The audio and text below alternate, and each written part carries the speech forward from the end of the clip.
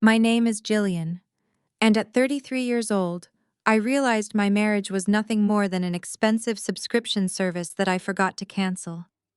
My husband Derek had not held a legitimate job in 4 years, preferring the title of crypto entrepreneur while living entirely off my salary as a supply chain director. While I was on a grueling business trip in Chicago, he sent me a text that would snap me out of my delusion. I demanded his $4,000 allowance and threatened to divorce me if funds were not wired within the hour. What he did not know was that I had already beaten him to the punch. I simply replied that I divorced him yesterday. His response was a single confused word, then my phone began to ring. The sleek downtown Chicago hotel lounge was quiet that morning. Outside the floor-to-ceiling windows, a gray drizzle washed over the city streets, matching the exhaustion I felt in my bones. I had just finished 3 days of back-to-back meetings, negotiating contracts that would save my company millions.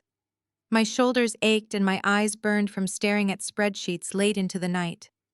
I sat in a plush leather armchair sipping a double espresso and savoring absolute silence. For the past 5 years, my life had been a continuous sprint of providing, paying, and placating. I was the responsible one, the earner, the safety net.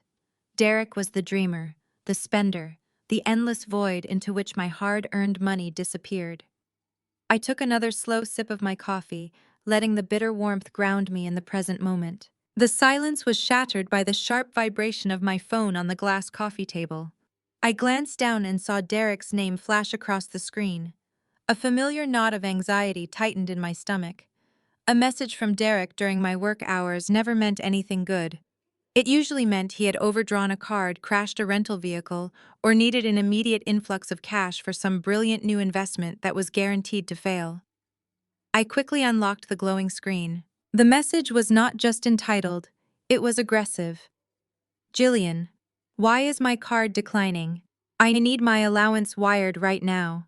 You know I have meetings today. Send it or I am done playing this game. Want me to get mad and divorce you? I stared at the glowing screen, reading the words over and over again. Want me to get mad and divorce? The sheer audacity of the threat hung in the air like a foul odor. For years, he had used my deep-seated fear of abandonment as a weapon against me. He knew I valued loyalty and commitment above all else, and he twisted those values to keep my wallet open. Every time I questioned his spending or asked when he might contribute to our household, he would threaten to walk away, claiming I did not support his genius or believe in his vision. In the past, a text like this would have sent me into a panic.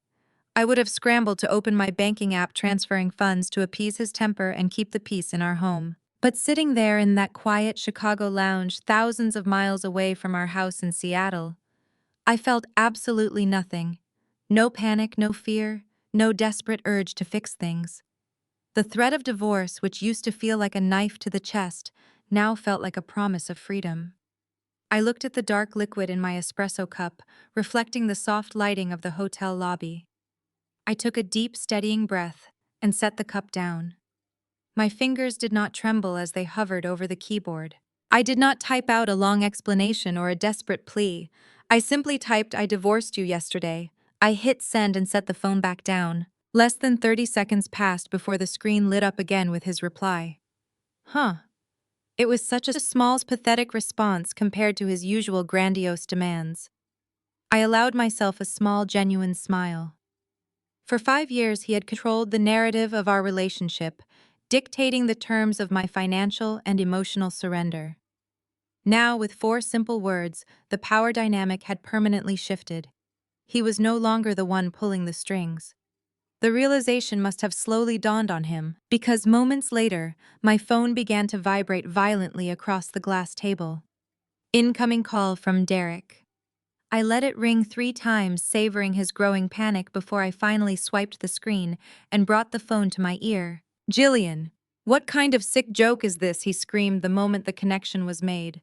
His voice was loud enough that a businessman sitting 2 tables away glanced over in my direction. I kept my voice low and perfectly calm. "It is not a joke, Derek. I am simply answering your question. You asked if I wanted a divorce, and I am letting you know that the matter has already been handled. You cannot just divorce someone without telling them." he stammered, his voice pitching higher with indignation. You are completely crazy. Wire the money right now, Gillian. I am not playing around with you today.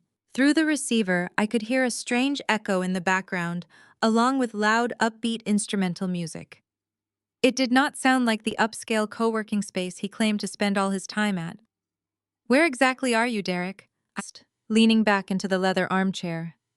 I am at a business meeting, he snapped quickly. A very important meeting with potential partners for my new crypto venture, and you are embarrassing me by freezing my accounts. Send the 4,000 right now. Before he could continue his tirade, another voice cut through the background noise. It was a smooth professional voice speaking directly to Derek. Excuse me, sir, the background voice said, clearly audible through the phone. I have tried running this card 3 times, but it keeps coming back declined. Do you have another form of payment for the down payment on the vehicle? The silence on Derek's end of the line was deafening. I could practically hear his heart drop into his stomach. A vehicle? I asked, my voice dripping with mild curiosity. Are your very important crypto investors selling you a car, Derek? He scrambled to cover the receiver, but he was too slow. I heard the salesman continue with polite persistence. Sir, the deposit for the Porsche requires a valid credit card or certified check. We cannot hold the car without it. A Porsche. Derek was trying to buy a luxury sports car, using the allowance he extorted from me. The sheer entitlement of it all solidified every decision I had made over the past few months. I listened as he desperately tried to shush the salesman, his breathing growing heavy and ragged. Gillian, he finally said into the phone, his voice dropping to a harsh whisper. Unfreeze the account right now. You are humiliating me in front of these people.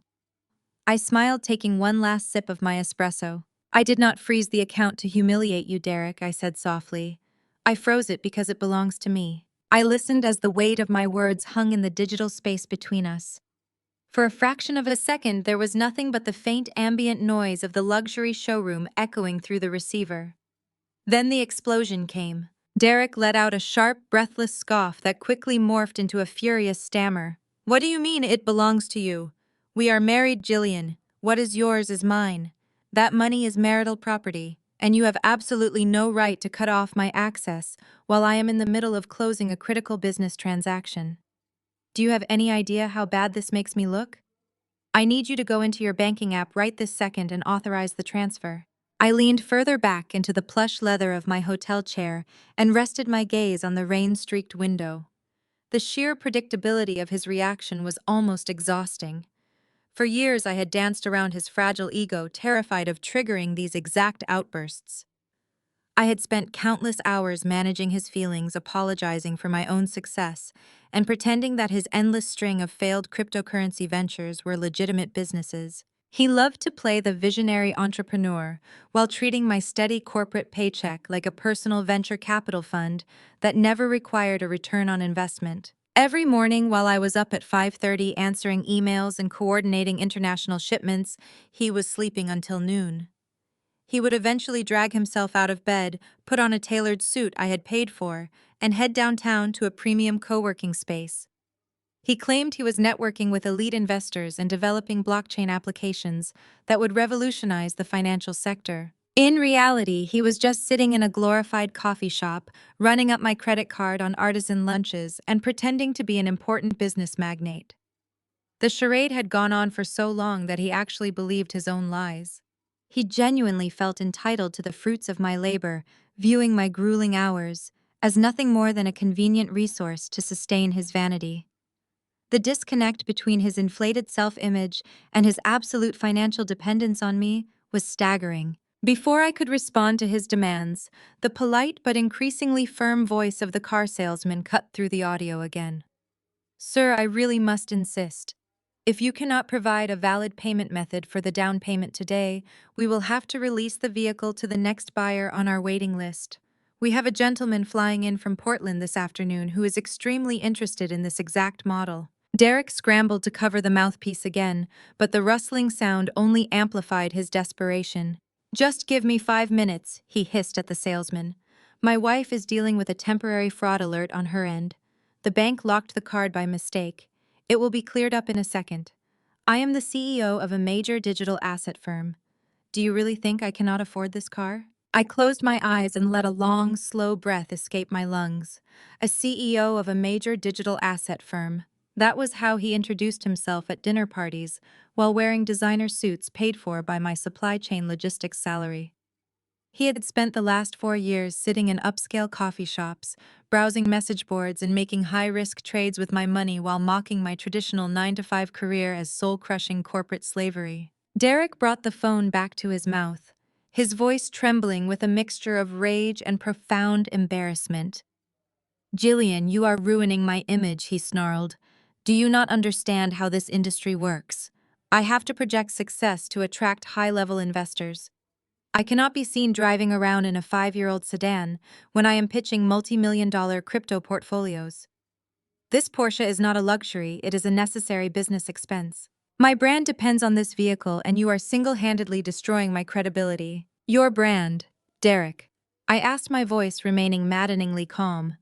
"What brand is that exactly?" "The brand of a man who sleeps until 11 in the morning while his wife takes red-eye flights across the country to secure vendor contracts. The brand of a visionary who has not contributed a single dollar to our mortgage, our utility bills, or our groceries in over 48 months. Please explain to me how buying a $120,000 sports car using my paycheck is going to suddenly legitimize your imaginary digital empire." "How dare you?" He shot back, the anger vibrating through the tiny speaker of my phone. "You have no vision, Gillian. You have never had any vision.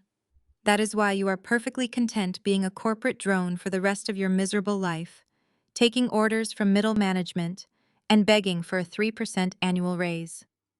I am trying to build generational wealth for us.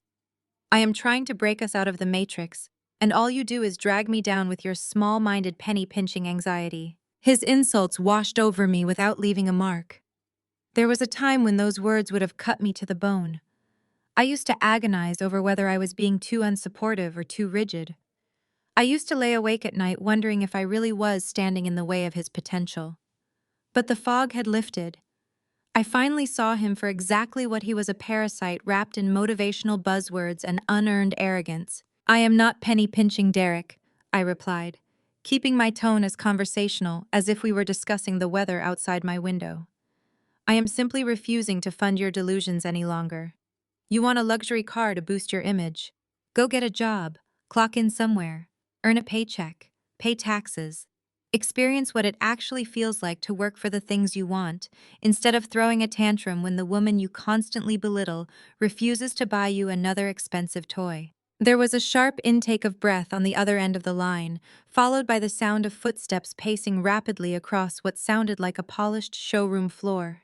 "You listen to me, you vindictive shrew," he hissed, his voice dropping dangerously low. "I am your husband. I am entitled to half of everything you make. You cannot just cut me off. You are legally obligated to maintain our standard of living. If you do not unlock that account and wire the $4,000 right now, I will march straight to a lawyer and take you for everything you have. I will demand alimony. I will demand the house. I will make sure you pay for my lifestyle for the rest of your miserable life." The hollow threat echoed in my ear. He was so incredibly confident in his ability to bully me into submission. He truly believed that the legal system would validate his years of financial exploitation and reward his chronic laziness.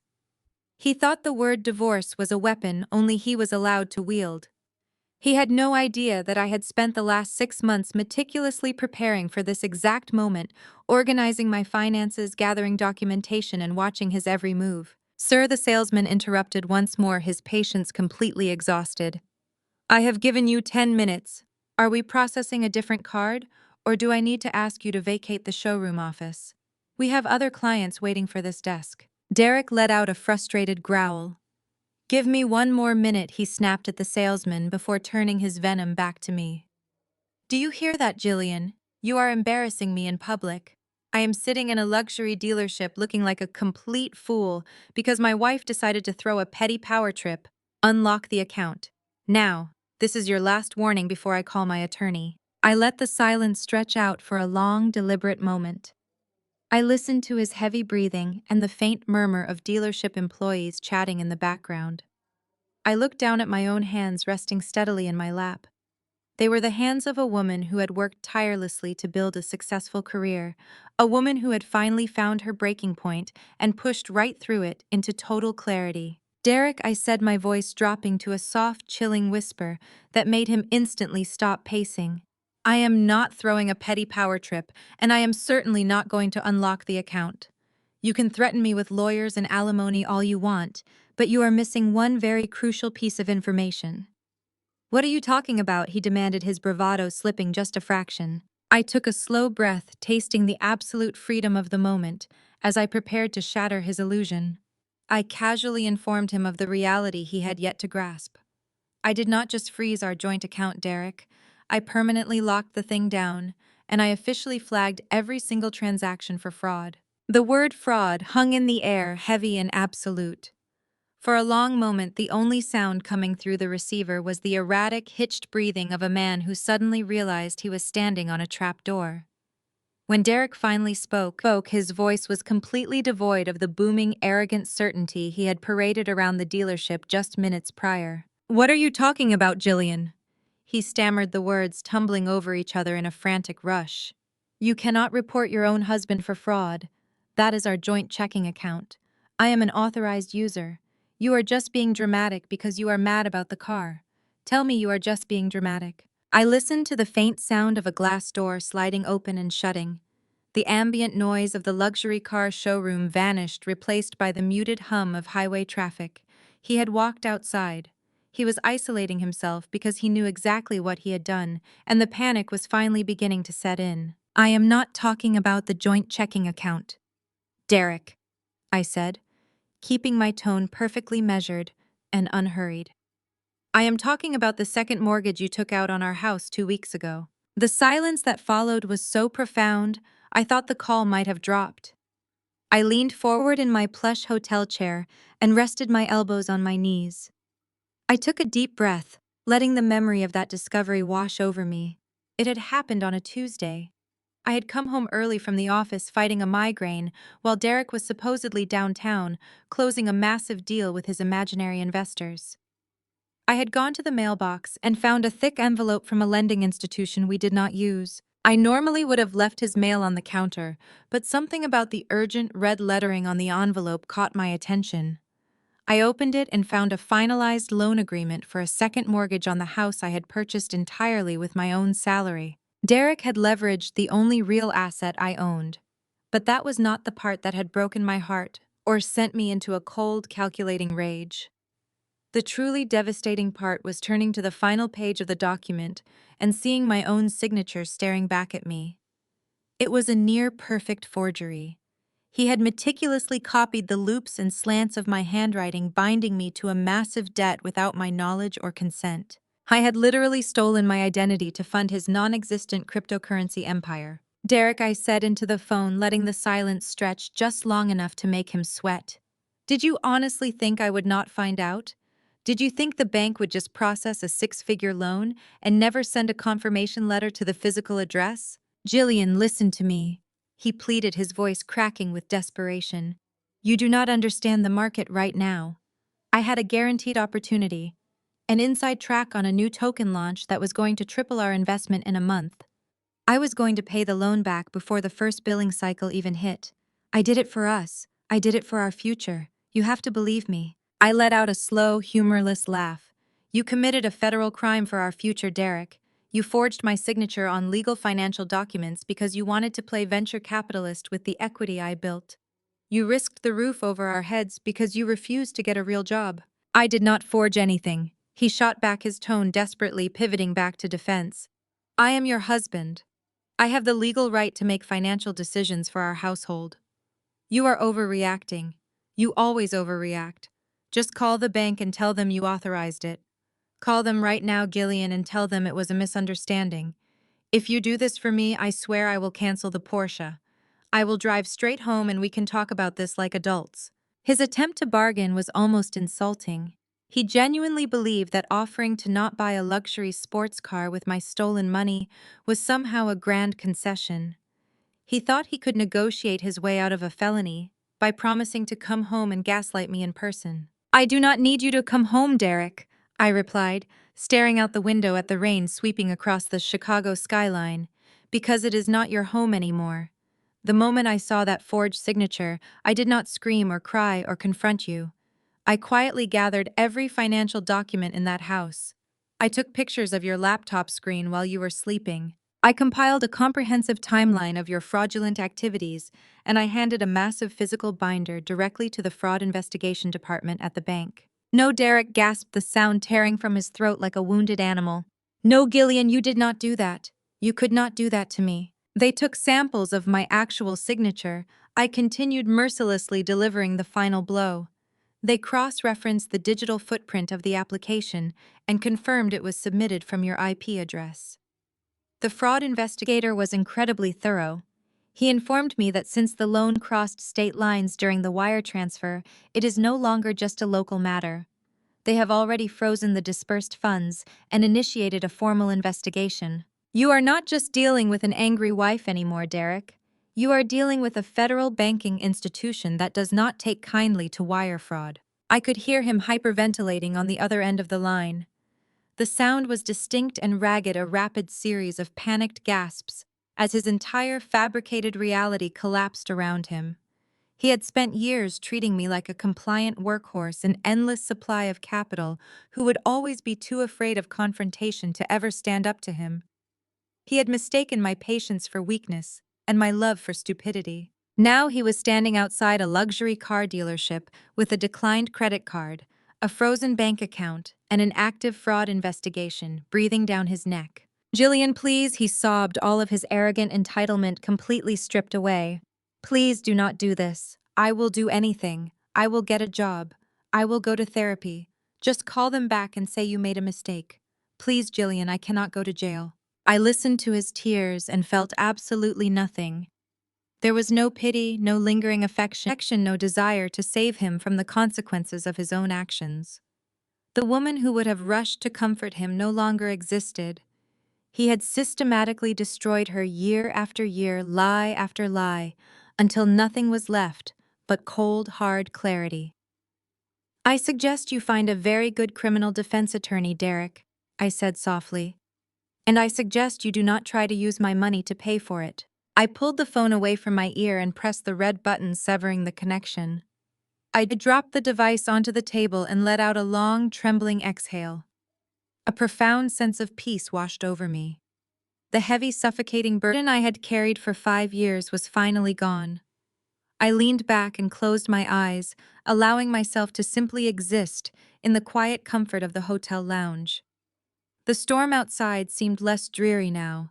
It felt cleansing, but my peace was extremely short-lived. The silence was broken by the sharp buzzing of my phone vibrating violently against the glass table once again. I opened my eyes and looked at the screen, expecting to see Derek's name flashing in another desperate attempt to reach me. Instead, the caller ID displayed a name that made my blood run cold. It was Beverly, my entitled, overbearing mother-in-law. She was the woman who had spent the last 5 years convincing her son that his chronic laziness was actually misunderstood brilliance. I knew exactly why she was calling, and I knew exactly what kind of venom she was about to unleash. I reached forward and picked up the phone. "Hello, Beverly," I said, keeping my voice completely steady as I pressed the phone to my ear. I did not even get the chance to offer a polite greeting before the shrill, frantic sound of her voice pierced through the speaker. "Gillian, what on earth is wrong with you?" she shrieked, her tone dripping with a venomous mixture of panic and maternal outrage. "Derek just called me in absolute hysterics. He can barely breathe. He said you locked him out of his own bank account right when he was about to close a massive deal. Are you trying to completely ruin his career?" I pulled the phone an inch away from my ear as her voice reached a deafening pitch. It was a fascinating experience to listen to her absolute blind panic while feeling entirely disconnected from it. For years, my heart would race whenever Beverly called. I had spent half a decade twisting myself into knots trying to be the perfect daughter-in-law. I had hosted the flawless holiday dinners she demanded. I had bought her the expensive imported wines she preferred. I had sat quietly at her perfectly set dining room table while she made passive-aggressive comments about my weight, my wardrobe, and my demanding work schedule. But mostly I had silently absorbed her relentless campaign to convince the world that her son was an undiscovered genius. "I was not closing a deal, Beverly," I replied, my voice cool and flat against her rising hysteria. He was standing in a luxury dealership trying to put a down payment on a $120,000 Porsche using my corporate salary. "I needs that car for his image," she shot back immediately, without a single second of hesitation. "I is an entrepreneur, Gillian. He meets with high-level investors and visionary tech founders. He cannot be seen driving around in a practical compact car like some mid-level manager. But you would not understand that because you are just a selfish corporate drone." The insult was hurled with practiced precision, designed to hit the insecurities she assumed I still harbored. A selfish corporate drone. That was how she justified her son's chronic unemployment. To Beverly, the fact that I woke up on to manage international supply chains, coordinate logistics, and secure multi-million-dollar vendor contracts was nothing more than a lack of imagination. I was the boring workhorse while Derek was the brilliant innovator. She had spent his entire life shielding him from the reality of hard work. When he failed out of his first university, she blamed the professors for not recognizing his unique learning style.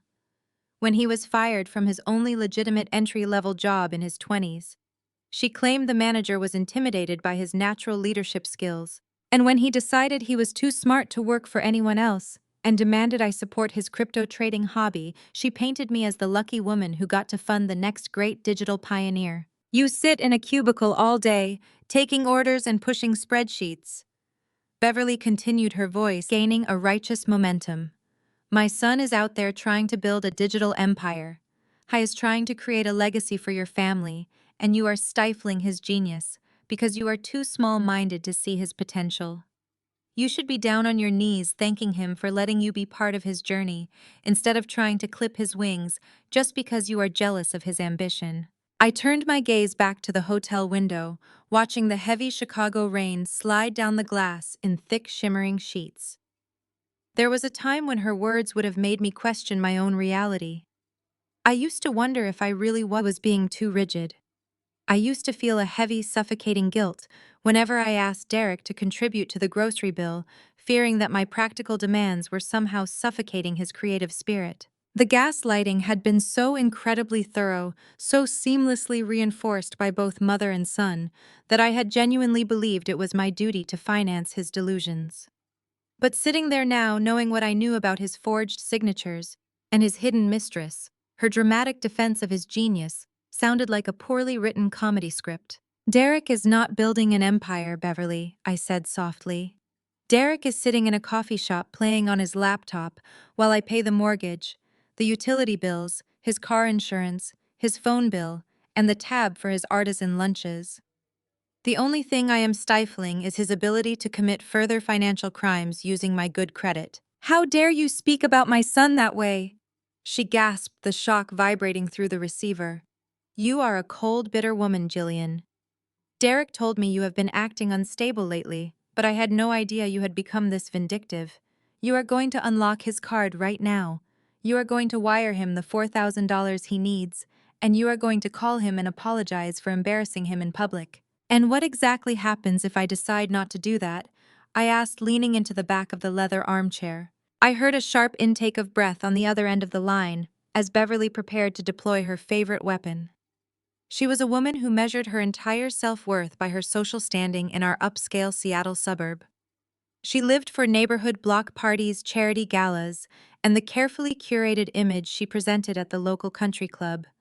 To her, public perception was the only currency that truly mattered. "If you do not fix this right this second, I am going to make sure everyone in our circle knows exactly what kind of woman you really are," she threatened, her words dripping with absolute malice. "You think you are so highly respected in our neighborhood. Just wait until I am done with you. I will tell the entire homeowner association how you financially abuse your husband. I will make sure the women at the club know that you are a controlling, hysterical wife who tries to sabotage a hard-working man. You will not be able to show your face at a single community event without people pointing and whispering. I will ruin your reputation, Gillian. I will make you a total outcast." The threat was so vivid, so intensely focused on the superficial trappings of suburban life that I actually let out a soft, genuine laugh.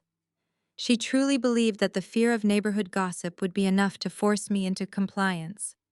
She thought the threat of being uninvited to a summer barbecue or receiving dirty looks at the local grocery store would make me surrender my hard-earned financial independence and submit to her son's exploitation. "You find this funny?" she demanded, her voice shaking with rage at my reaction. "You think I am bluffing? I will call the neighborhood committee president the second I hang up this phone. Call whoever you want." "Beverly," I replied, my voice perfectly calm and devoid of any fear. "Tell the neighbors, tell the country club. Take out a full-page ad in the local newspaper if it makes you feel better. Because by the time you finish spreading your little rumors, the truth about your genius son is going to be a matter of public record." "What are you talking about?" she snapped, though I could hear the very first faint trace of uncertainty creeping into her tone. "I am talking about the fact that your brilliant visionary son does not have a single dime to his name," I said, delivering the words slowly so she could absorb the full weight of the reality she was about to face. "I am talking about the fact that his entire life is a house of cards, funded by my corporate drone salary. And now that I have permanently cut off the funding, he is going to have to face the real world." The line went dead quiet for a long, pregnant moment. I could picture her perfectly manicured hands gripping her phone tightly as her face turned a mottled shade of red. Beverly was not used to being spoken to this way. She was accustomed to my endless apologies, my desperate attempts to keep the peace, and my willingness to absorb the blame for her son's inadequacies. I had spent half a decade swallowing my pride to maintain the illusion of a happy family catering to her every whim, while she subtly undermined my confidence. "What real world?" she scoffed, her voice dropping to a harsh, trembling whisper. "You think you are so superior just because you sit in a glass office and collect a corporate paycheck. You do not understand the first thing about building wealth, Gillian. You never have. You always use your income as a weapon to control my son. You hold your money over his head to make him feel small because you know he is destined for things you cannot even comprehend. He is an innovator. Innovators do not punch a clock, and they certainly do not ask their wives for permission to invest in their own image." "I am not holding anything over his head anymore, Beverly," I replied, taking a slow, steadying breath. "I am removing myself entirely. He is free to pursue all the grand destinies he wants. He just has to figure out how to pay for them himself without dipping into my salary to fund his delusions." "You are doing this to sabotage him," she accused, her volume rising again as she desperately grasped for a way to turn the narrative back around. "You have always tried to clip his wings because you are intimidated by his intellect. You knew he needed that capital today. He was finally on the verge of a massive breakthrough and you panicked. You could not stand the thought of him succeeding without you, so you cut the cord. This is exactly like what you did to him 3 years ago." I raised an eyebrow, staring out at the gray sky above the Chicago skyline. "What exactly did I do 3 years ago, Beverly?" "You destroyed his first tech startup." She spat the words out with total, unwavering conviction. "He had a brilliant business model. He had vision. He just needed the initial seed money to get the servers running and hire a development team. And what did you do, Gillian? You selfishly refused to empty your retirement account. You sat on your precious 401k while his dream withered and died. If you had just supported him, then he would already be a millionaire, and he would not even need your permission to buy a car today. You starved his business of capital because you were too cowardly to take a risk on your own husband." I closed my eyes and let out a long, heavy sigh. The absolute delusion required to maintain this version of history was staggering. For 3 years, she had peddled this exact story to anyone who would listen in their upscale social circles. She had painted Derek as the tragic visionary, and me as the stingy, unsupportive wife who killed his dreams before they could take flight. It was a convenient fiction that allowed them both to avoid facing reality. It was much easier to blame my financial boundaries than to admit her golden child lacked any actual work ethic. "You mean the tech startup where he used my hard-earned savings to buy a boat, Beverly?" I asked, my voice dropping to a lethal quiet tone. There was a sharp, sudden pause on the other end of the line. The self-righteous momentum of her argument slammed into a brick wall. "Let us talk about that brilliant business model." I continued, not allowing her a single second to interrupt or redirect. Let us talk about how I actually did give him $50,000 of my personal savings to launch that company. Let us talk about how he promised he was using that money to lease office space, purchase equipment, and hire software engineers. And let us definitely talk about how I found out he had used every single penny of my money to purchase a recreational speedboat under the guise of corporate entertainment. I needed to network with high net worth individuals, she stammered defensively, though her voice had lost a significant fraction of its fury. In his industry, business is done on the water. It was a legitimate networking asset. He was planning to host potential partners and close deals on that vessel. You just did not understand his strategy. A networking asset. I repeated the absurdity of the phrase, tasting bitter and metallic in my mouth. He crashed the networking asset into a public dock because he was drinking champagne with his friends on a Tuesday afternoon while I was sitting in a boardroom trying to secure our mortgage payment. He did not hire a single engineer, Beverly. He did not write a single line of code. He did not even register a basic domain name for this supposed tech company. I took my savings. He bought a toy. He destroyed it, and then he expected me to drain my retirement fund to cover the legal fees and property damage. You sat in my living room and cried, begging me to save him from being sued. You literally told me that good wives sacrifice their security for their husband's potential. Haimad, a minor miscalculation. She argued, her tone growing increasingly frantic as her rewritten history collapsed around her. He was an ambitious young man testing the waters of entrepreneurship. He was learning how to navigate the complex corporate landscape. You cannot hold one mistake against him forever. Successful people fail multiple times before they strike gold. You should have given him grace instead of punishing him. It was not one mistake, I corrected, my voice remaining steady despite the pounding of my heart. It is a persistent, undeniable pattern. He refuses to work. He refuses to contribute. He expects everyone around him to finance his delusions of grandeur. And the worst part is that you stand right beside him, cheering him on, while he drains the life out of the people who actually care about him.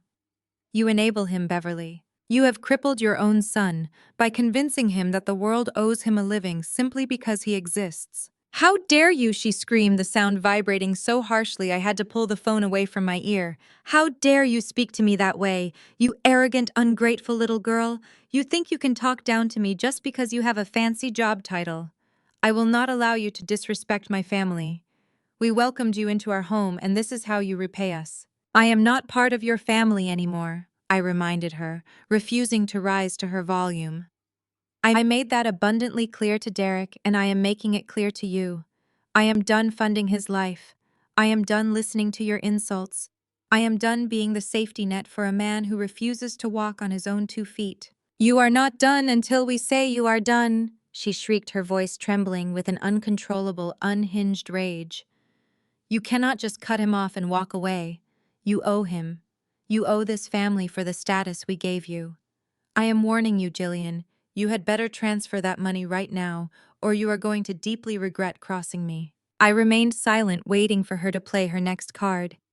When she realized her demands were falling on deaf ears, her anger shifted into a direct physical threat. She needed to feel in control, and words were no longer working to manipulate me. You think you have won, she sneered, her breathing heavy and erratic through the speaker. You think you can just hide in a hotel in Chicago and ignore us while my son suffers. I am going to drive to your house right now. It takes me exactly 20 minutes to get from my driveway to yours. I have a spare key, and I know the security code because you foolishly gave it to me. I am going to walk into your pristine little house, and I am going to pack up every single thing you own. Your clothes, your designer shoes, your stupid little supply chain awards. I am going to drag it all out to the front yard and throw it on the lawn for the entire neighborhood to see. When you get back to Seattle, you will not have a home to return to. I will personally make sure you are locked out of your own life. I smiled, staring out at the gray rain washing over the city. It was the exact reaction I had anticipated and planned for over the last 6 months. I highly encourage you to try that, Beverly, I said softly. I lowered the phone and tapped the red button to end the call. The silence in the lounge wrapped around me like a warm blanket. I did not feel the usual adrenaline spike that accompanied an argument with my mother-in-law. I felt a profound sense of anticipation. I picked up my phone again and opened the smart home security application. The interface loaded, displaying the camera feeds from the front porch, the driveway, and the backyard of my Seattle property. I knew Beverly. I knew her temper and her absolute refusal to back down from a challenge. She was going to make good on her threat. She and Derek were going to drive straight to that house expecting to exert their dominance. I settled deeper into my chair and kept my eyes glued to the screen. It took exactly 24 minutes. Through the video feed, I watched a silver luxury sports utility vehicle pull aggressively into the driveway, tires stopping inches from the garage door. The driver's side door flew open and Beverly stepped out. I could see the fury radiating from her posture. She slammed her door shut and marched up the walkway, her designer raincoat billowing behind her. Derek emerged from the passenger side a moment later. He looked frantic, his shoulders hunched against the steady Seattle drizzle as he hurried to keep up with his mother. They marched up the front steps, with the righteous indignation of people who firmly believed they owned the world.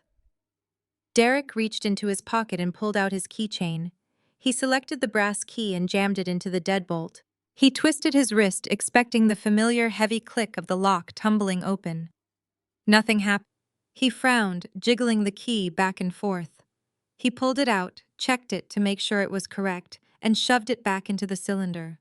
He twisted harder, putting his body weight into it, but the lock refused to yield. Beverly crossed her arms over her chest, tapping her foot impatiently. She clearly thought he was just being incompetent. She reached past him and punched a rapid series of numbers into the electronic keypad mounted above the door handle. The keypad blinked a bright, angry red and emitted a sharp double beep indicating an incorrect code. Beverly scowled and typed the numbers again, pressing the buttons with excessive force. The keypad flashed red a second time. I watched Derek push her hand away and try his own code. Red flash, double beep, access denied. The look of utter confusion on Derek's face was a masterpiece. He had strutted up to that door expecting to violate my sanctuary, and instead he had hit a literal brick wall. He began to pound his fist against the heavy mahogany wood, rattling the frame in his desperation. He did not have to wait long. The deadbolt clicked loudly from the inside and the heavy door swung open. But it was not me standing in the foyer, and it certainly was not an empty house waiting to be ransacked. A tall, broad-shouldered man wearing a flannel shirt, a tool belt, and a thick layer of drywall dust stood in the doorway. He held a cordless drill in one hand and looked down at Derek and Beverly with deep annoyance. "Can I help you folks?" he asked, his voice carrying clearly through the microphone on the porch camera. Derek immediately puffed out his chest, trying to summon the authority he had displayed at the car dealership. "Who the hell are you and what are you doing in my house?" Derek demanded, stepping forward to push past the man. The contractor did not budge an inch. He simply planted his boots firmly on the threshold and blocked the entrance. "I am the foreman for Cascade Renovation Services," the man replied, matching Derek's tone with calm, professional defiance. "And this is not your house, buddy. We are in the middle of an interior demolition, so I need you to step back." Beverly let out a loud, dramatic gasp, stepping in front of her son. "You are making a terrible mistake," she announced, pointing a manicured finger at the contractor's chest. "This is my son's property. His wife is throwing a hysterical temper tantrum and trying to lock him out. You need to pack up your tools and leave immediately before I call the police and have you arrested for breaking and entering." The contractor let out a dry, raspy chuckle. "Lady, you can call the police if you want to, but it is not going to end the way you think it will. I work directly for the property management firm that handles this estate. This house was sold to a private limited liability company 2 days ago. The new owners took possession yesterday morning and hired us to gut the first floor. Nobody named Derek owns this property." Derek stared at the contractor, his mouth opening and closing without any sound coming out. The reality of the situation was finally crashing down on him. "What do you mean it was sold?" He finally choked out, his voice barely a whisper. "That is impossible. I am on the deed. I have a mortgage on this house." The contractor shifted his weight, looking at Derek with a mixture of pity and severe irritation. "I do not know what to tell you, man," he said bluntly. I have the work orders and the deed transfer documents right here on my clipboard. The bank cleared the sale 48 hours ago. The previous owner signed everything over to an investment group. All the personal belongings were moved out by a professional packing crew yesterday afternoon. There is nothing left in here but bare walls. Beverly pushed her way forward, completely refusing to accept the facts being presented to her. She was vibrating with a level of rage I had never seen from her before. I am going to call my lawyer, she screamed, waving her cell phone in the air. This is an illegal eviction. You cannot just sell a marital home out from under a husband. I will see your renovation company sued into oblivion. The contractor let out an exhausted sigh and pulled out his cell phone. Look, I am just here to do a job today, he said. I do not care about your legal threats, but I do care about unauthorized individuals trespassing on an active site. If you do not walk down that driveway right now, I am calling the local precinct to have you trespassed from the premises. Derek grabbed his mother's arm, pulling her back slightly. The panic in his eyes was vivid even through the camera feed. He knew he was already staring down the barrel of a federal fraud investigation for the forged mortgage. Mom, stop, he hissed urgently, trying to drag her toward the steps. We have to go. We have to get out of here right now. Beverly yanked her arm out of his tight grasp, her face a twisted mask of pure indignation. I will not be chased off my own property, she declared loudly. The contractor did not hesitate for a second.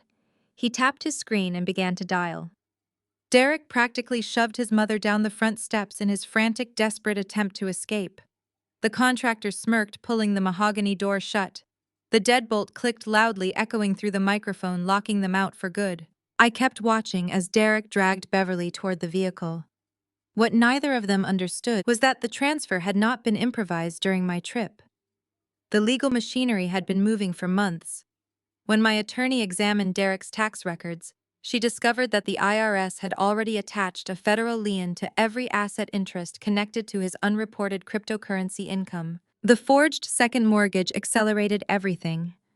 The lender froze the disbursement as soon as I disputed my signature, but its investigation exposed Derek's other liabilities and triggered a coordinated review of the property. Rather than allow the house to become trapped for years between a tax lien, a fraudulent loan, and a contested divorce, my attorney negotiated a court-supervised disposition of Derek's encumbered interest. The bank scheduled the sale, the revenue authorities approved the release terms, and an LLC created by my attorney submitted the only fully funded bid. I had not secretly stolen a marital asset. I had paid fair value to remove the claims Derek had placed against it. The sale proceeds went directly toward the legitimate liens, and not $1 passed through my personal account. My verified equity was preserved, while Derek's remaining interest was consumed by the debt he had created. The deed transfer was recorded 48 hours ago, and the default divorce judgment entered the next day confirmed that he had no surviving claim against the property. That was why the contractor could stand in my doorway with valid work orders. That was why Derek's key opened nothing. The house still belonged to me in every way that mattered, but it was protected behind a company structure Derek could not raid, mortgage, or manipulate. For the first time since our wedding, the roof over my head was legally beyond his reach. I watched my phone screen for a few seconds after the heavy door slammed shut. The camera captured Derek and Beverly stumbling down the wet driveway.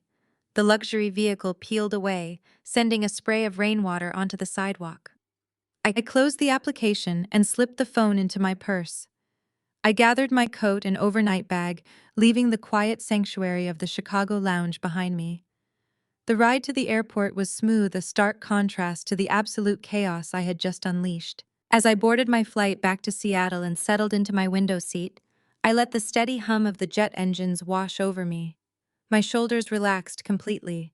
The passengers around me were reading books, unaware that the woman sitting quietly in row 12 had just legally dismantled her entire life. I rested my head against the cool glass of the airplane window and watched the gray clouds break apart.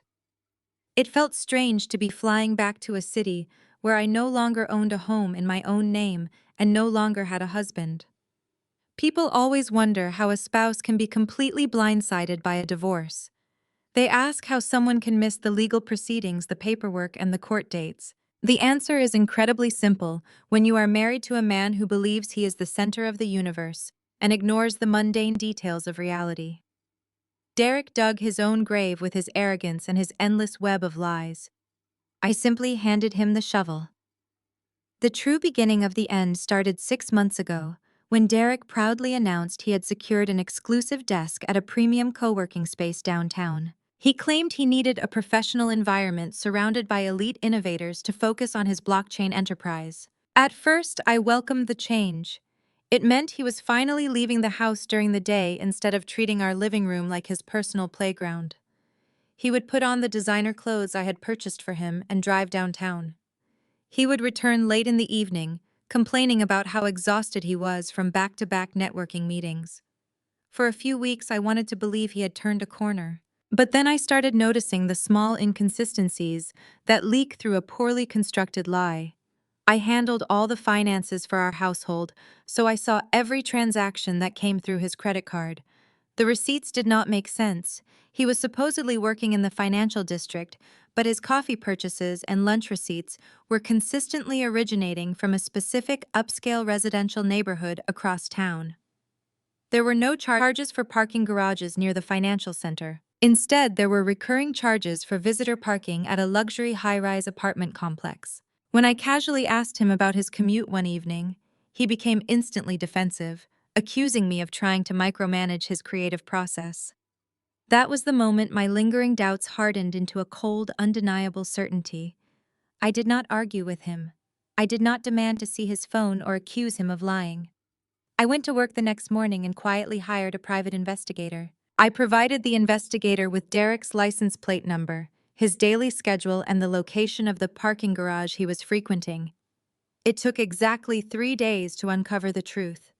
The investigator requested a meeting at my office and handed me a thick manila folder filled with high-resolution photographs. The pictures showed Derek walking into the lobby of the luxury apartment building holding hands with a young woman. Her name was Chelsea. She was 26 years old, an aspiring social media influencer who apparently believed she had landed a wealthy tech executive. Chelsea lived in a corner unit of the building, an apartment that was well beyond her visible means of income. Derek was not spending his days networking with visionary investors or coding groundbreaking software. He was spending 90% of his time playing house with a woman 8 years my junior, using my money to buy her expensive dinners and designer gifts. The audacity of his betrayal was breathtaking. How was coming home to me every night, exhausted from his supposed business meetings, complaining about how hard he was working to build our future, while he spent his entire day lounging in his mistress' apartment. I sat in my office staring at the photographs of my husband kissing another woman, and I did not shed a single tear. The betrayal was so absolute, so deeply insulting to my intelligence that it bypassed grief entirely and landed squarely in the realm of cold, calculating fury. I paid the investigator his fee and scheduled a consultation with the most ruthless divorce attorney I could find in Seattle. When I sat down in my lawyer's office and presented the evidence of his infidelity, we began to formulate a strategy to protect my assets. That was when my lawyer noticed a crucial detail in the financial documents I had provided. In his endless quest to appear legitimate, Derek had actually registered his imaginary cryptocurrency consulting firm as a formal business entity. To write off his lavish lunches and expensive gifts as business expenses on our joint tax returns, he had to list a primary operating address for his company.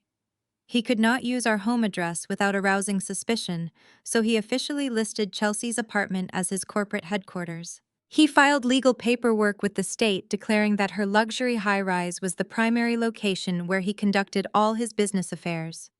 He thought he was being incredibly clever, manipulating the tax code to fund his affair. He had no idea he had just handed me the ultimate weapon, because he legally declared Chelsea's apartment as his primary place of business.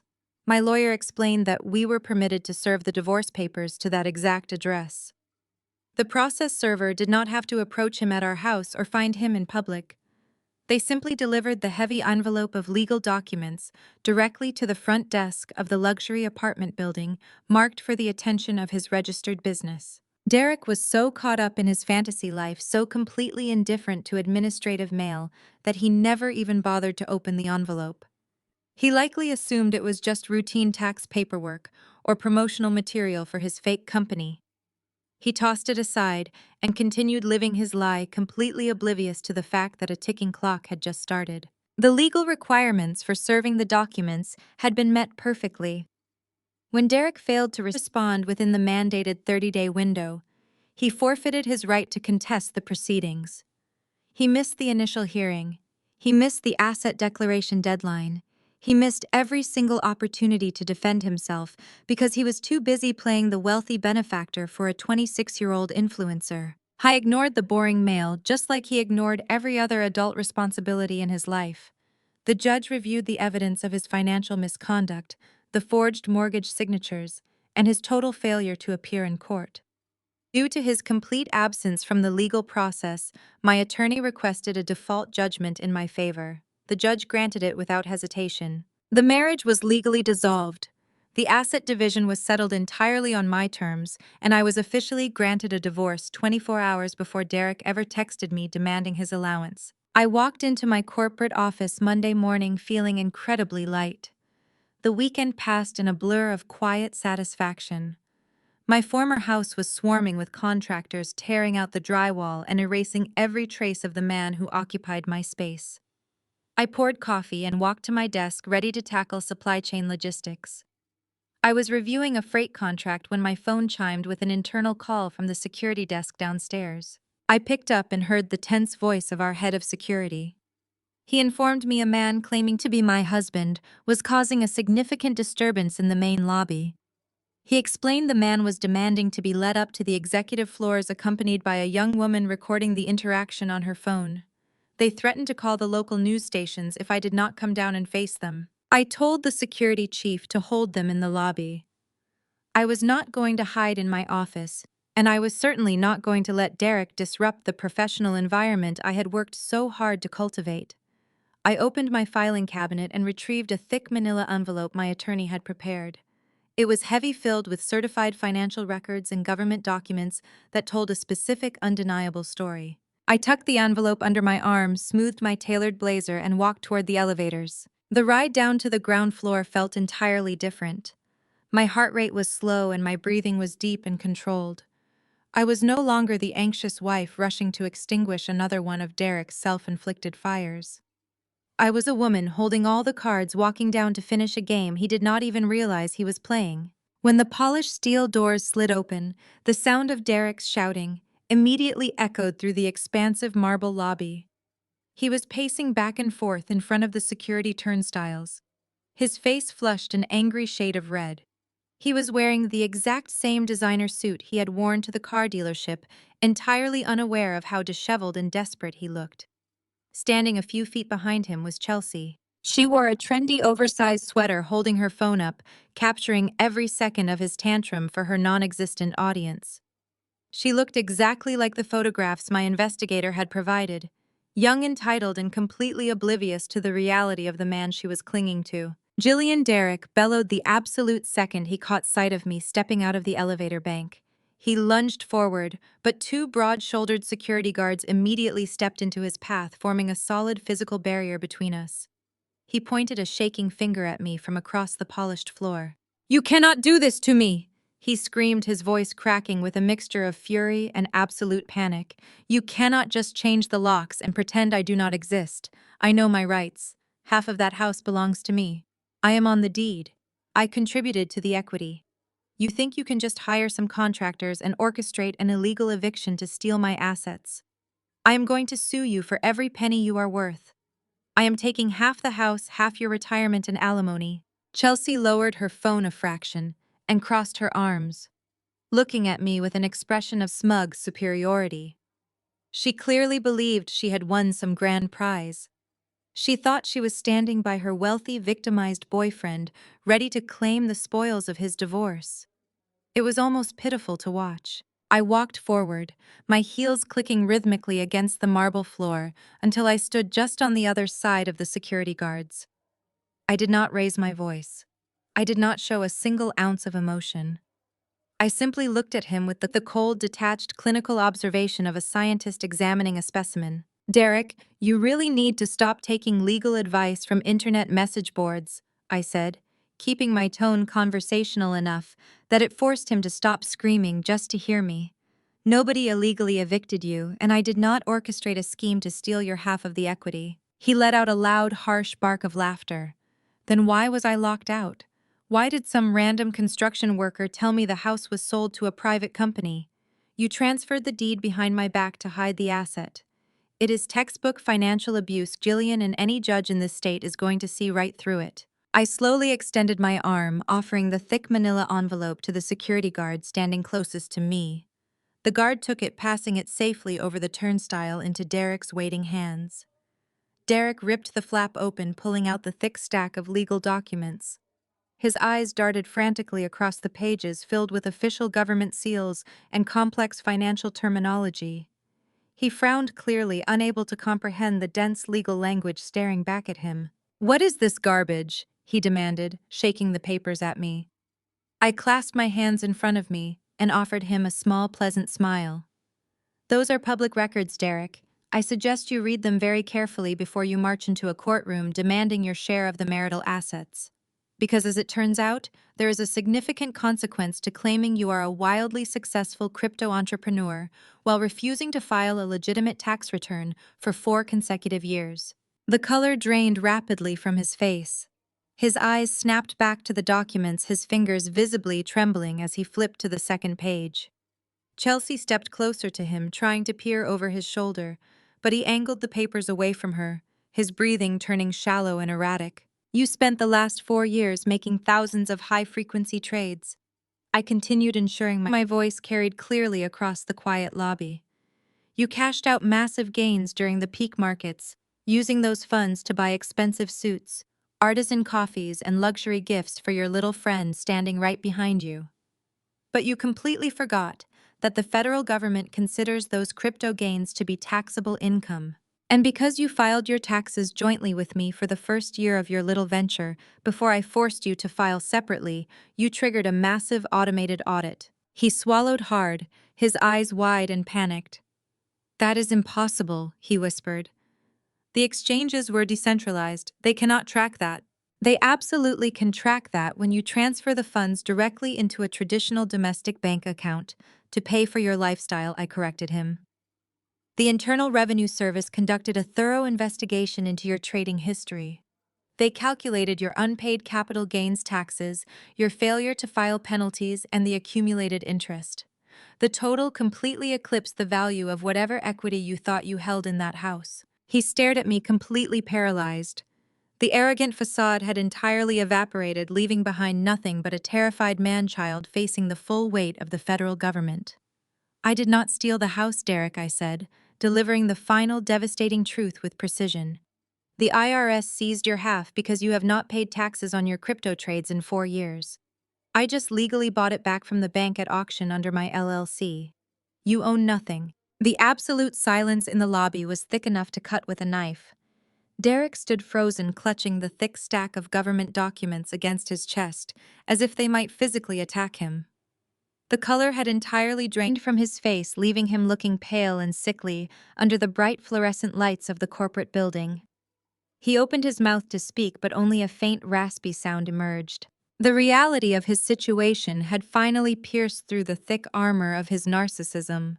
He was not just broke. He owed the federal government a staggering amount of money, and there was absolutely no safety net left to catch him. Chelsea slowly lowered her phone. The smug, victorious smile she had been wearing was completely gone, replaced by a look of dawning horror. She looked at Derek and down at the papers. "You," she asked, her voice trembling. "You told me she mismanaged the accounts to hide assets. You never said anything about a federal tax audit or a seized house." Derek could not even look at her. He kept his eyes fixed on the marble floor, his shoulders slumping in defeat. The grand illusion he had spent years crafting had shattered into a million irreparable pieces right in front of his new girlfriend. I gave a subtle nod to the head of security, who was standing a few feet away. "I think it is time for you to leave, Derek," I said, keeping my voice perfectly steady and polite. "You have your paperwork, you have your answers. If you or your mother attempt to contact me or approach my property again, my attorney will file a restraining order before the sun goes down. Have a wonderful rest of your day." I did not wait to see him escorted out. I turned on my heel and walked back toward the elevator bank. I felt a profound sense of closure as the steel doors slid shut, blocking Derek and Chelsea from my view. The heavy, suffocating weight I had carried for 5 long years was finally gone. I rode the elevator back up to my floor, feeling lighter than air, ready to reclaim my life. For 3 peaceful days, I actually believed the worst was over. I assumed the sheer magnitude of the tax debt and the reality of the default divorce judgment would force Derek and Beverly into the shadows. I thought they would be too busy scrambling for lawyers to bother me any further. I had severely underestimated the depths of their delusion and the lengths they would go to preserve their public image. When toxic people are backed into a corner and stripped of their resources, they do not surrender, they attack. The storm broke on a Thursday morning. I was sitting at my desk reviewing a logistics report for a major overseas vendor when my office phone rang. It was an account manager I had worked closely with for the past 3 years. We were friendly, but kept things strictly professional, so a direct call from her early in the morning was unusual. "Gillian, you need to log on to your professional networking profile right now," she said, her voice tight with concern the moment I answered the phone. "I am so sorry to bring this to your attention, but it is spreading fast, and people in the industry are starting to talk. You need to see what your ex-husband and his mother are posting before the executive team catches wind of it." A cold knot of dread formed in my stomach. I opened a new browser tab and navigated to my profile. My notifications icon was glowing bright red with dozens of alerts. I clicked on the first notification and felt the blood drain from my face. Derek had posted a massive multi-paragraph manifesto on his public page, and Beverly had shared it across every single local community group, suburban network, and professional platform she could find. But they had not just posted it for their friends to see. They had actively tagged my employer, the executive board of my company, and 6 of the most prominent supply chain clients I personally managed. They had deliberately weaponized social media to target the very foundation of my livelihood. The post was a masterpiece of manipulative fiction. Derek had completely rewritten the history of our marriage, casting himself as a devoted, hardworking entrepreneur who had been financially abused and systematically destroyed by a ruthless corporate executive. He claimed that I had isolated him from our finances, controlled every penny he earned, and orchestrated a highly illegal, fraudulent divorce behind his back while he was busy building our future. My ex-wife, Gillian, used her corporate connections and high-priced lawyers to steal my home and empty my bank accounts while I was away on business, he wrote in the post. She hid the legal notices and manipulated the court system to secure a default judgment, leaving me completely destitute and homeless.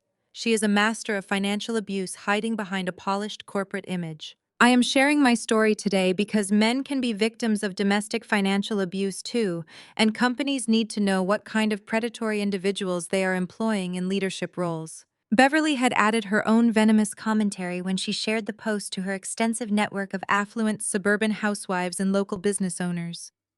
She described me as a cold, calculating monster who had tricked her brilliant son into marriage just to ruin his potential.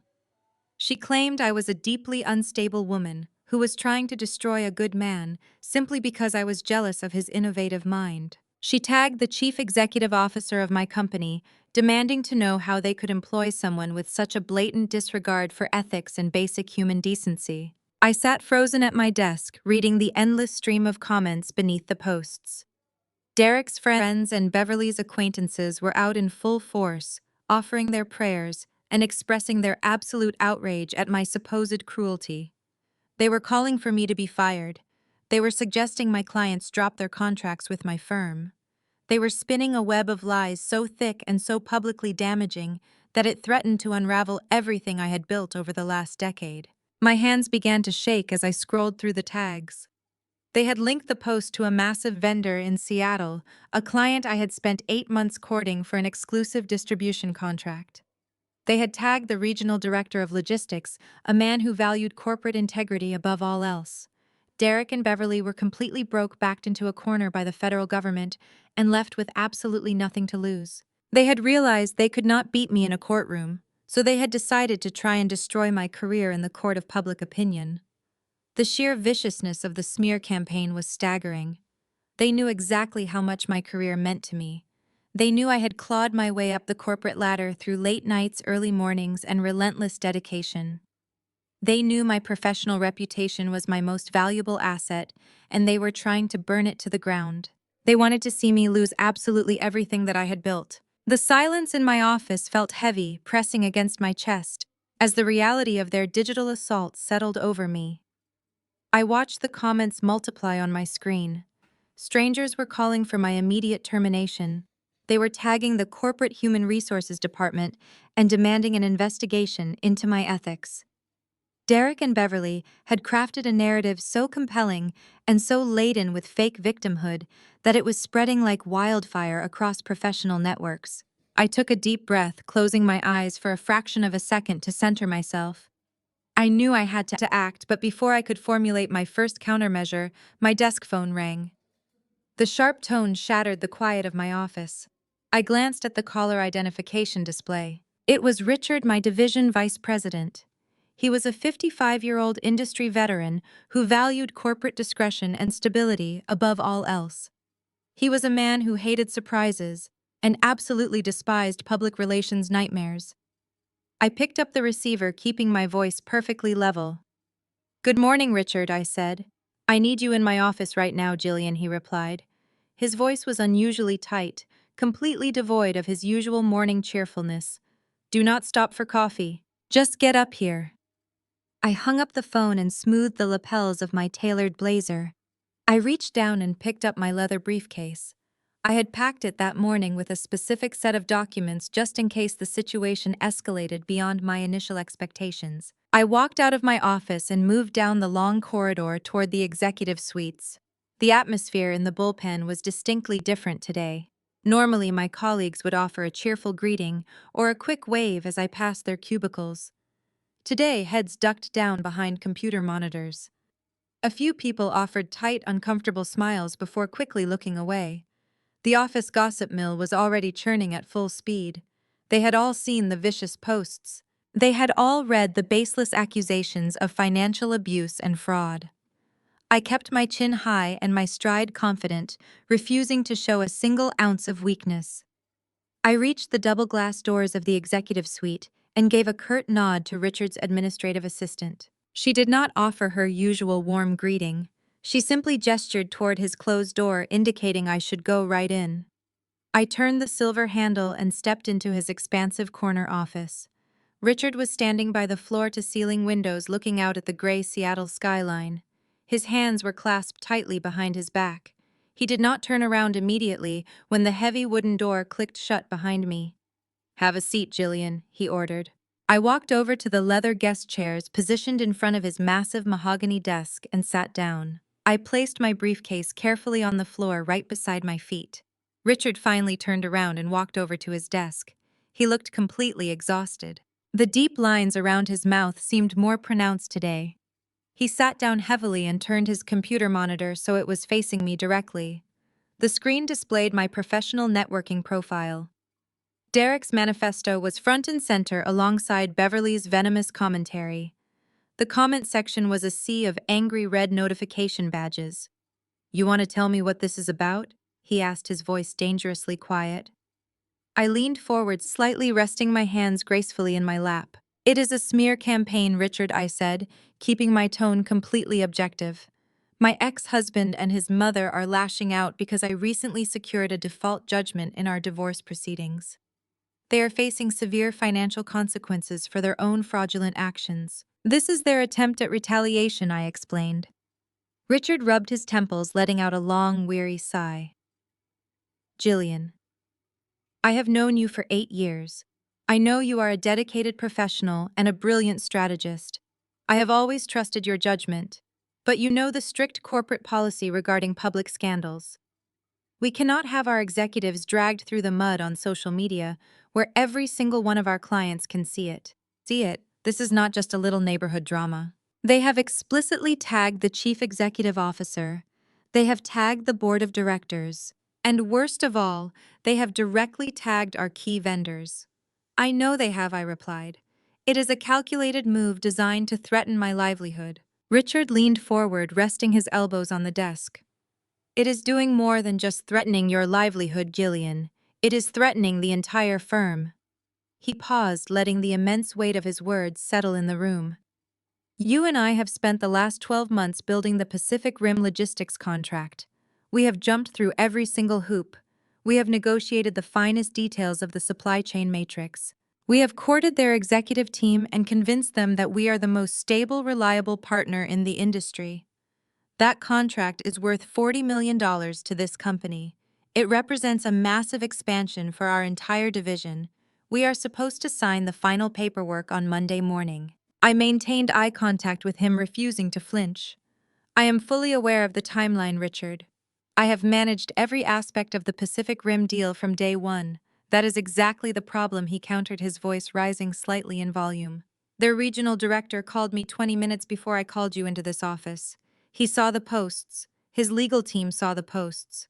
They are incredibly conservative when it comes to corporate partnerships. They do not want to be associated with any company whose executives are embroiled in messy public allegations of financial abuse and fraud. He explicitly told me they are reconsidering the entire contract. They are putting the signing on hold pending an internal review of the situation. A cold shiver ran down my spine, but I kept my face entirely impassive. The Pacific Rim contract was my masterpiece. It was the culmination of a year of grueling travel, endless presentations, and relentless dedication.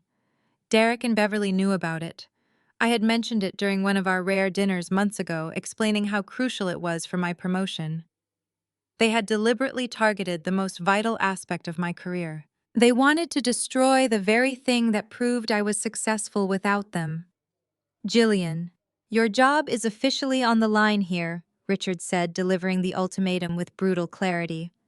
The board is demanding answers right now. Human Resources is talking about putting you on administrative leave pending an investigation.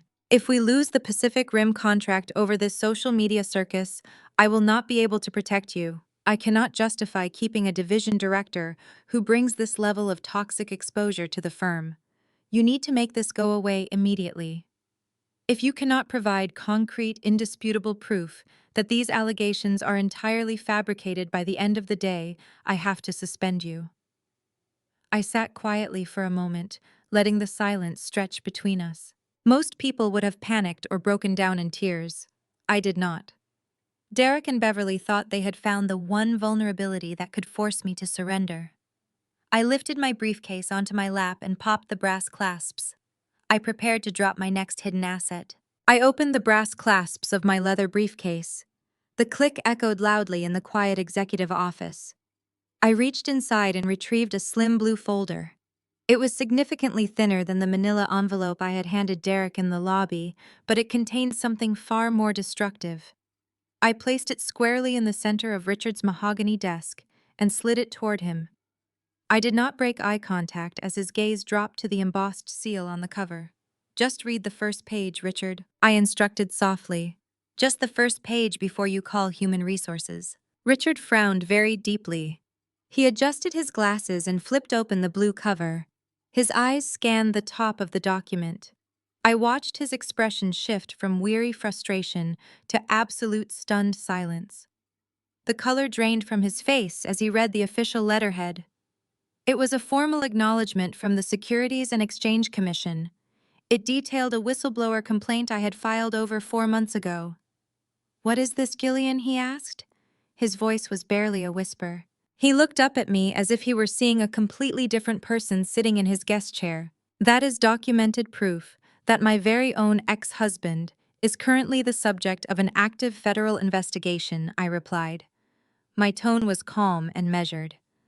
About 5 months ago, I noticed strange activity on my home network router. Derek was supposed to be working on his imaginary cryptocurrency business. Instead, he was actively attempting to bypass my corporate firewall. He was trying to access my executive email account and our secure internal servers. He wanted insider information on the Pacific Rim contract and our other publicly traded vendors. He was trying to use my credentials to execute illegal trades. Richard's jaw had literally dropped. He looked back down at the paper. Corporate espionage, he muttered. Insider trading. He was trying to use our firm to manipulate the market. Yes, I confirmed. He thought I was oblivious. He thought he could sift through my digital files while I was sleeping and use that proprietary data to cover his massive financial losses. He assumed my passwords were weak and that our security protocols were a joke. I was arrogant enough to believe he could outsmart a major logistics corporation, but I caught him before he ever breached our first security perimeter. I leaned forward, resting my hands on the edge of his desk. I did not just change my passwords, Richard. I immediately contacted our information technology director. I had them run a silent diagnostic on my hardware and document every single unauthorized access attempt originating from Derek's devices. We logged his internet protocol address. We logged the exact timestamps of his attempts to breach the Pacific Rim supply chain folders. Once I had irrefutable evidence of his illegal activities, I bypassed our internal legal team and went straight to the federal government. I reported my own husband to the authorities. Richard sat back heavily in his chair. He took off his glasses and rubbed his eyes. He was processing the sheer magnitude of what I had just revealed. You filed a preemptive SEC report, he stated. You shielded the company. Exactly, I said.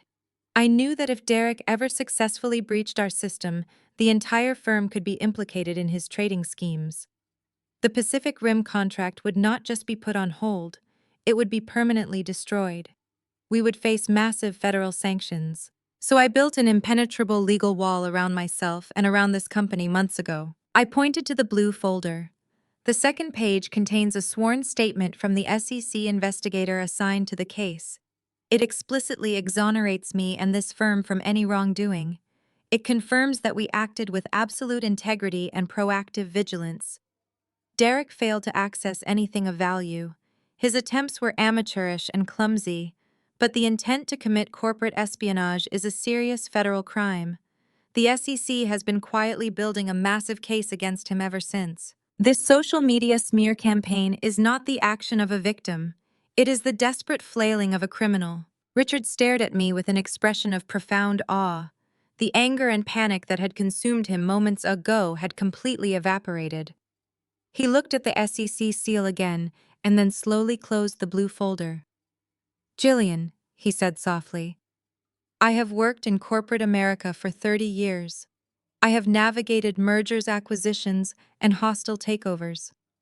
I have never seen anyone handle a potential crisis with this level of ruthless precision.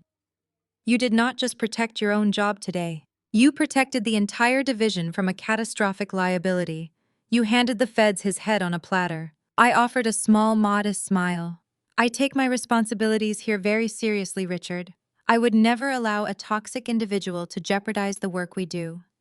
As for the Pacific Rim executives, I suggest you call their regional director back immediately.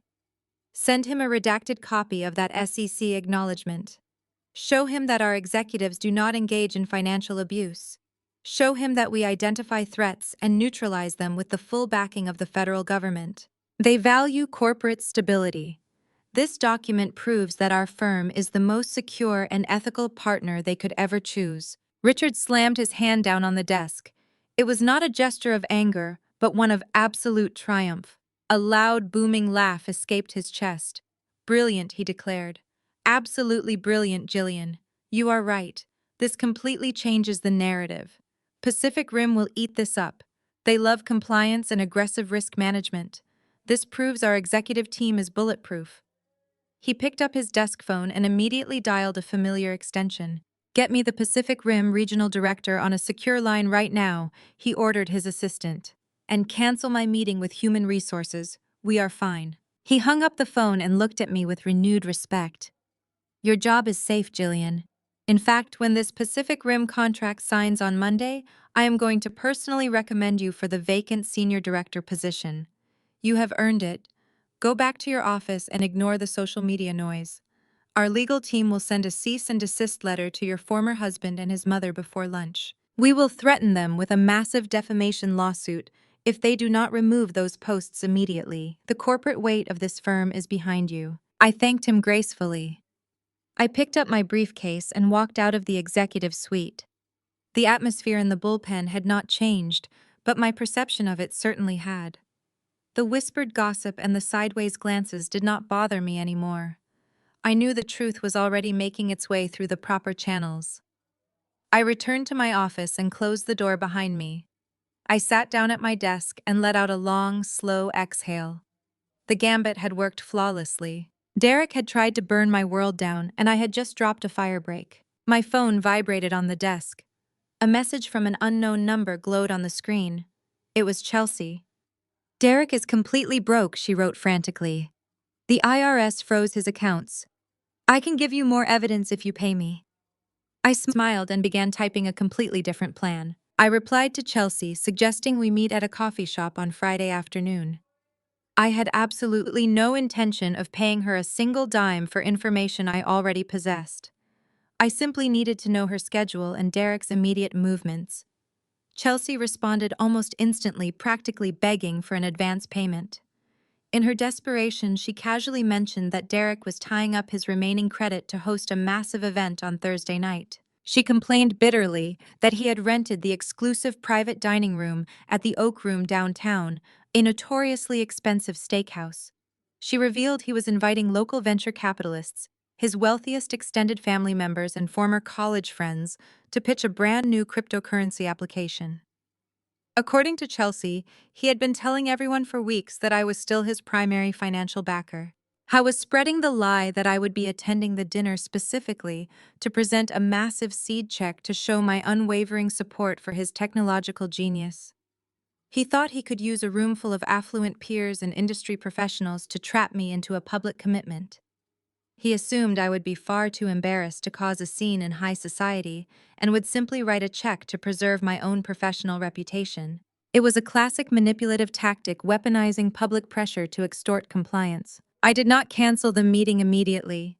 Chelsea had confirmed the pressure point Derek intended to use against me, but her message also gave me an opportunity to close the only evidentiary gap remaining in the federal case. I said information about a dinner was not worth money. If she wanted me to consider any arrangement, she would have to prove she possessed material that could not be found in Derek's public filings and banking records. The typing indicator appeared and vanished. Then my phone rang. I answered without speaking. Chelsea's breathing was shallow. "Gillian," she said, "I am not bluffing. I have recordings and pictures of the paperwork. He keeps everything in a black portfolio because he thinks nobody understands it." "Send me a sample," I replied. "I want an original file with the date and time attached." She hesitated. "You will pay me if it is real. I will decide what it is worth after my attorney verifies it," I said. It was not a promise, but desperation made her hear one. Less than a minute later, 3 files arrived through a transfer link. The first was a photograph of a loan application bearing Beverly's name and retirement account number. The signature at the bottom was convincing, but the pressure and slant were wrong. Derek always made the final stroke too sharply because he copied signatures instead of writing them naturally. The second photograph showed Beverly's home equity statement with figures circled in red ink. Beside the available equity, Derek had written temporary collateral. Beside the estimated proceeds, he had written launch runway. He had reduced his mother's entire future to 2 phrases in a fraudulent financing plan. The third file was an audio recording lasting 11 minutes and 42 seconds. I put on my headphones and pressed play. At first, I heard the clink of glassware and muted music. Then Derek's voice came through clearly. Chelsea asked what would happen if the app failed after the investor dinner. Derek laughed and said the app did not need to make money immediately because new investor funds would cover old obligations. When she asked whether that was legal, he said legality was flexible when the people involved were wealthy enough to absorb a temporary loss. The first wave of capital would pay her overdue credit cards, restore his lifestyle, and make small payments to earlier investors, so everyone believed the platform was profitable. Chelsea's recorded voice grew nervous. "That sounds like a Ponzi scheme," she whispered. Derek did not deny it. He told her not to use ugly words for sophisticated cash flow management. He said that once Gillian was pressured into writing a seed check, every other guest would follow, because nobody would believe a senior supply chain executive would publicly support a fraudulent company. He intended to use my name, my career, and my silence as the foundation of his deception. I stopped the recording. Chelsea was still on the call. Well, she demanded, is that enough? Send the original audio file and every photograph in its original format, I said. Do not edit the metadata and do not warn Derek. I need money now, she snapped. My cards are maxed out. He promised he would pay them after Thursday. I am not responsible for the debt you accumulated while sleeping with my husband, I replied. But truthful cooperation may matter when investigators consider your involvement. After a long silence, Chelsea asked what she had to do. I told her to upload the originals and write a factual statement explaining when and where she created them. I warned her not to delete messages, move money, or remove property from Derek's possession. Then I forwarded the secure link to my attorney. Within 20 minutes, my attorney confirmed that the audio metadata placed the recording inside Chelsea's apartment 2 nights earlier. The photographs retained location data from the same building, and the documents matched account numbers already referenced in the bank fraud file. I called Special Agent Vance, the federal investigator, assigned to Derek's attempts to access my corporate systems. I told him Derek was holding an investor dinner Thursday night in the Roosevelt Room at the Oak Room. I explained that he planned to solicit money using false claims about my support, and that I had an audio recording in which he described using new investments to pay old obligations and Chelsea's debts. Agent Vance asked me to send the files through the government evidence portal and cautioned me not to confront Derek alone. I told him I was attending because Derek had publicly represented that I would endorse the venture. My appearance would prevent him from using my absence as implied consent, and the divorce decree would correct the lie in front of every potential victim. Vance said his team could coordinate with local officers who already had state warrants connected to the forged mortgage documents.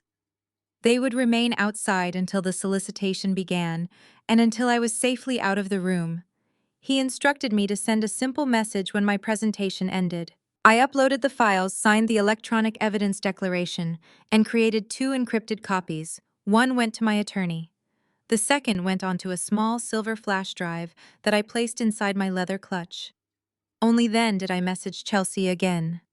The Friday meeting was canceled. I told her she would receive no payment from me, but preserving the originals and cooperating honestly was now her best protection. She responded with several furious messages, followed by one question. Are you going to the dinner? I looked at the confirmed reservation details glowing on my screen and typed one word. Yes. With the evidence secured and the authorities informed, I spent the next 2 days working at the office. Richard confirmed that the Pacific Rim contract remained on schedule, and the legal team forced Derek and Beverly to remove their defamatory posts. Their silence did not reassure me. It told me they were concentrating everything on Thursday night. When the evening arrived, a chill settled over Seattle. I left the office feeling calm and drove to the valet stand in front of the Oak Room. I wore an emerald silk dress that projected quiet authority. I carried no briefcase and no stack of paper. My clutch held my phone, my driver's license, and the silver flash drive containing the divorce decree, the forged applications, and Chelsea's original audio file. Before leaving the car, I sent Agent Vance a final confirmation that I was entering the restaurant. His response contained only 4 words: "We are in position." I walked through the heavy mahogany doors and nodded to the host. I told him I was joining the private party in the Roosevelt Room. He gestured down a softly lit corridor. Before I reached the oak doors, I could hear wealthy voices, expensive crystal, and Derek's practiced laughter. He had spent money he did not possess to create one final illusion of success. This time, every lie in that room was about to be answered by a document, a recording, or a waiting warrant. I pushed the heavy door open just an inch and paused in the shadows of the doorway to observe the room. The space was magnificent, featuring floor-to-ceiling bookshelves, a massive roaring fireplace, and a long polished table set for 30 guests. Waiters in crisp white jackets circulated silently, pouring vintage champagne and passing trays of artisanal hors d'oeuvres. Derek was standing at the head of the table holding court. He wore a brand new tuxedo that looked tailored specifically for this event. His hair was perfectly styled and he was flashing his signature charismatic smile at a silver-haired man I recognized as a prominent local angel investor. Beverly was hovering right beside her son, wearing a flashy sequined gown that caught the ambient light. She was laughing loudly at a joke the investor had just made, playing the role of the proud, supportive mother. Chelsea was seated halfway down the table, looking incredibly uncomfortable. She kept checking her phone and glancing nervously toward the main exit. She knew the truth about his frozen bank accounts, and she knew this entire elegant evening was a crumbling house of cards. The rest of the table was filled with Derek's wealthy aunts, uncles, and a few prominent local businessmen who had likely been lured here by the promise of an exclusive opportunity. Derek tapped his knife against his crystal champagne flute. The sharp, ringing sound cut through the ambient chatter, bringing the entire room to a sudden, expectant silence. "Thank you all so much for being here tonight." Derek began, his voice projecting the false humility he had perfected over the past decade. "It means the absolute world to me to see my beloved family and such esteemed colleagues gathered in one room. Tonight is not just a dinner. It is the launch of something revolutionary." He paced slowly behind his chair, gesturing with his free hand. "For the past year, I have been quietly developing a decentralized application that will completely disrupt the current financial sector. It is a proprietary algorithm designed to maximize microtransactions across global markets." The investors in the room nodded thoughtfully, clearly intrigued by the confident delivery. Beverly beamed with pride, looking around the table to ensure everyone was properly impressed by her brilliant son. However, Derek continued, his tone shifting to sound incredibly sincere. "I could not have reached this pivotal moment without the unwavering support of my brilliant wife, Gillian." A collective murmur of approval rippled down the long table. My mother-in-law smiled and nodded, acting as though the vicious social media smear campaign she had launched against me just days ago had never happened. "Gillian is a powerhouse in the corporate logistics world," Derek said, placing a hand over his heart. "And she believes in this vision so completely that she has generously agreed to act as the primary seed investor for tonight's initial funding round. We are just waiting for her to arrive so we can officially begin the presentation." He paused, scanning the room with a look of manufactured anticipation. He was setting the trap perfectly. He was establishing my wealth, my credibility, and my absolute devotion to his project. He was creating an environment where my failure to hand over a massive check would make me look like a terrible, unsupportive spouse in front of the city's elite. He expected me to walk through the doors, feel the crushing weight of 30 expectant stares, and quietly submit to his demands to avoid a humiliating domestic dispute. I took a deep breath to steady myself. I pushed the heavy oak doors fully open. The brass hinges let out a soft groan that instantly drew the attention of the guests seated near the entrance. I stepped into the warm light of the private dining room, letting the door swing shut behind me with a solid, resounding click. Every single head in the room turned in my direction. Derek froze mid-sentence, his charismatic smile instantly locking onto his face like a rigid mask. He had genuinely not expected me to show up without being dragged. His eyes darted nervously down to my empty hands, searching for the promised checkbook or the manila envelope of investment documents he had promised the crowd. Beverly gasped, her hand flying up to cover her chest. Her eyes widened with absolute terror as she realized I was not playing the role of the submissive corporate wife. I stood perfectly still and offered a brilliant, flawless smile to the quiet room, waiting for my grand introduction. I knew exactly what I was about to do. I was going to let him dig his own grave in front of everyone. The heavy oak door clicked shut behind me, and the resounding thud echoed in the dead silent room. 30 pairs of eyes remained locked on my emerald silk dress. For a fraction of a second, the illusion Derek had painstakingly woven threatened to snap. His face was a canvas of pure panic, his eyes darting frantically between my empty hands and the exit. Beverly was gripping the edge of the polished mahogany table so hard her knuckles were completely white. She looked as though she had just seen a ghost. But Derek was nothing if not a professional chameleon. He had spent his entire adult life talking his way out of corners, and the presence of so many wealthy people acted like a shot of adrenaline to his ego. He took a deep, shuddering breath, and I watched the panicked man vanish, replaced instantly by the charismatic entrepreneur. He clapped his hands together, a loud, echoing sound that broke the tension. A wide, brilliant smile stretched across his face. "Ladies and gentlemen," Derek announced, his voice booming with forced enthusiasm, "she is finally here. I told you my incredible wife was a busy woman, but she always makes time for our future." He picked up a wireless microphone and began walking toward me. The guests politely applauded, oblivious to the radioactive hostility radiating between us. Derek stopped 2 feet away, offering me the microphone with a slight bow. "Gillian, sweetheart," he murmured, his voice dropping so only I could hear the desperate edge beneath it. "Do not do this. Just smile, play along, and I will leave you alone forever, I swear." He raised his voice again for the room. "Please give a warm welcome to my estranged but endlessly supportive wife, Gillian. She has come to share why she believes in this venture enough to financially back it." I looked down at the microphone in his outstretched hand. The room fell into an expectant hush. Venture capitalists leaned forward in their leather chairs. Derek's wealthy aunts and uncles smiled proudly.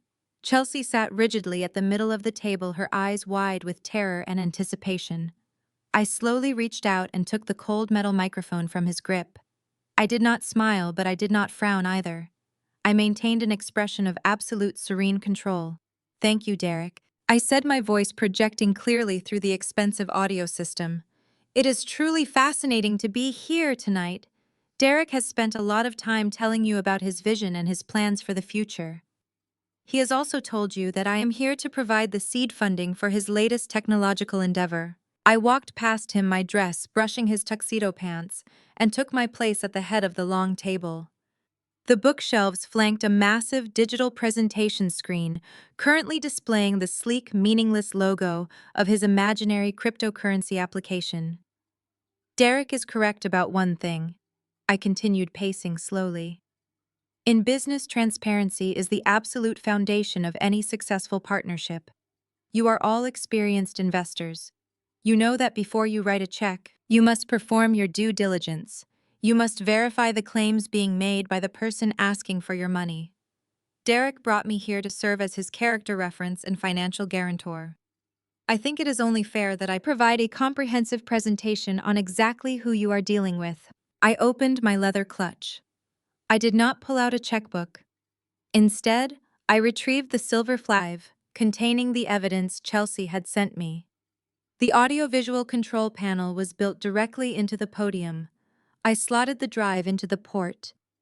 Derek took a step forward, his polished facade finally starting to crack. "Gillian, what are you doing?" he hissed, abandoning his fake smile. "This is a pitch meeting, not a corporate review." "I am giving them the pitch they deserve," I replied smoothly. I tapped the touchscreen panel, switching the input to my drive. The massive screen behind me flickered, dropping his colorful logo and replacing it with a stark, high-resolution scan of a legal document. A collective murmur rippled down the dining table. The silver-haired angel investor adjusted his glasses, squinting at the screen. "Slide 1, I announced, gesturing to the display. "This is a decree of default judgment from the county family court dated and signed by a judge earlier this month. It officially dissolves the marriage between Derek and myself." As you can read in the highlighted section, Derek failed to respond to the divorce filings because he was busy enjoying a vacation funded entirely by my corporate salary. I am not his estranged but supportive wife. I am his legally recognized ex-wife. Furthermore, the court has completely severed our financial ties due to his extensive history of financial mismanagement and documented fraud. I am not here to back his venture. I have not given him a single dime in 2 months, and the federal government currently has a lien on every asset he falsely claims to own. The silence that followed was absolute. It was the kind of heavy, suffocating quiet that occurs right before a massive storm. Derek stood frozen, his mouth opening and closing like a fish out of water. He had anticipated a quiet refusal. He had never in a million years anticipated that I would project our divorce decree onto a 100-inch screen in front of his potential investors. The angel investor sat back in his chair, his expression shifting from polite interest to deep calculating disgust. "This is a lie!" Derek suddenly shouted, his voice cracking with desperation. He turned to the table, his hands raised defensively. "She is doctoring documents because she is bitter about the divorce. She is trying to ruin my life." "I am not finished," I said, my voice slicing through his panic. I clicked the remote in my hand. The screen changed again. Slide 2. A new document appeared. It was a loan application from a prominent local bank filled out meticulously. The amount requested was massive. When I cut off Derek's allowance 2 months ago, he found himself without the funds to maintain his lifestyle. I explained to the captivated room. He attempted to take out a second mortgage on our home using a forged signature. When the bank denied that request, he looked for another source of income. This document shows an attempt to leverage a private retirement fund as collateral for a high-risk business loan. Beverly stood up from her chair, her face flushed with sudden anger. "Gillian, how dare you? What does any of this have to do with us?" "Look closer at the screen, Beverly," I instructed softly. "Look at the name on the retirement account he tried to leverage." Beverly squinted at the massive screen. I had highlighted the account holder's name and the signature at the bottom. The color drained completely from her face. She gasped, her hand flying to her throat as she realized the truth. It was her retirement fund. Derek had forged his own mother's signature to steal her life savings, just to keep his charade alive. The ultimate betrayal hung glowing in high definition for the entire room to witness. Chelsea covered her mouth with both hands, letting out a sob as his deception became undeniably clear. The investors began packing their briefcases, disgusted by the scam they had almost funded. Derek's house of cards had collapsed. Derek stood as the scan of his forged signature glared down at the table. The magnitude of his deception sucked the oxygen out of the room. Wealthy relatives who beamed with pride moments ago now shifted uncomfortably, refusing eye contact. The prominent businessmen murmured quietly, shaking their heads in disgust. I watched Derek swallow hard, searching for a lie to explain away bank fraud. He looked toward his mother, expecting blind defense. But Beverly was too busy staring at her compromised account to offer salvation. "Gillian, please," he begged. "You are taking this out of context. I was going to pay her back. The app will make millions and everyone will be paid with interest. It is a temporary liquidity issue." I kept my gaze fixed on the guests who expected to fund a revolution. "Transparency is vital," I repeated. "You deserve to know what kind of liquidity issues your partner is facing and where your money is destined to go." I pressed the button to advance to the final slide. The screen faded to black, displaying an audio waveform. This final piece of due diligence was provided by someone inside Derek's own inner circle, I announced. A person who realized the legal danger of being associated with this enterprise. I glanced at Chelsea. She gripped her glass tightly but offered a tiny nod. Derek spun around, his face draining of color. "No!" he shouted, stepping toward the podium. "Shut it off right now, Gillian." I tapped the play icon. The recording was crystal clear. Derek's arrogant voice filled the dining room. "Relax, Chelsea," his recorded voice said. "You act like I am asking you to rob a bank. It is just a pitch dinner. We get these rich idiots to write seed checks for the application and use those funds to clear the mounting debts." Then what? Chelsea's recorded voice asked. "You do not even have a working prototype, Derek. There is no algorithm. You just paid a graphic designer to make a logo." "I do not need a prototype right now," his recorded voice scoffed, echoing around the room. "I just need capital. We take money from new investors to pay off old obligations. It is basic cash flow management. I just need enough cash tonight to pay off the credit cards for Jessica. If her husband finds out I have been financing her lifestyle while stringing her along, this explodes. We just feed the investors buzzwords about decentralized finance. They do not understand the technology anyway. Once the checks clear, I will stall them for 6 months while I figure out a business plan." A collective gasp swept through the room as the audio stopped. The word Ponzi scheme hung heavy in the air. He had openly admitted his intention to defraud his family and local investors to pay off the credit card debt of his mistress. The silence that followed was absolute and suffocating. Derek looked as though he had been physically struck. He stared at the sea of faces, his charismatic mask entirely shattered. He opened his mouth to speak, but no words came out. There was no manipulation left in the world that could erase his own voice, confessing to a criminal scam. The angel investor was the first to react. He stood up abruptly, his chair scraping loudly. I did not say a single word to Derek. He simply reached down, grabbed his wool overcoat, and snapped his briefcase shut. The sharp click sounded like a gunshot in the quiet room. He gave me a brief, respectful nod, acknowledging that I had saved him from a massive financial mistake, and walked purposefully out the heavy oak doors. His departure broke the spell, holding the rest of the room captive. The other businessmen immediately followed suit, gathering their belongings in angry, hurried movements. Derek's wealthy family members looked horrified.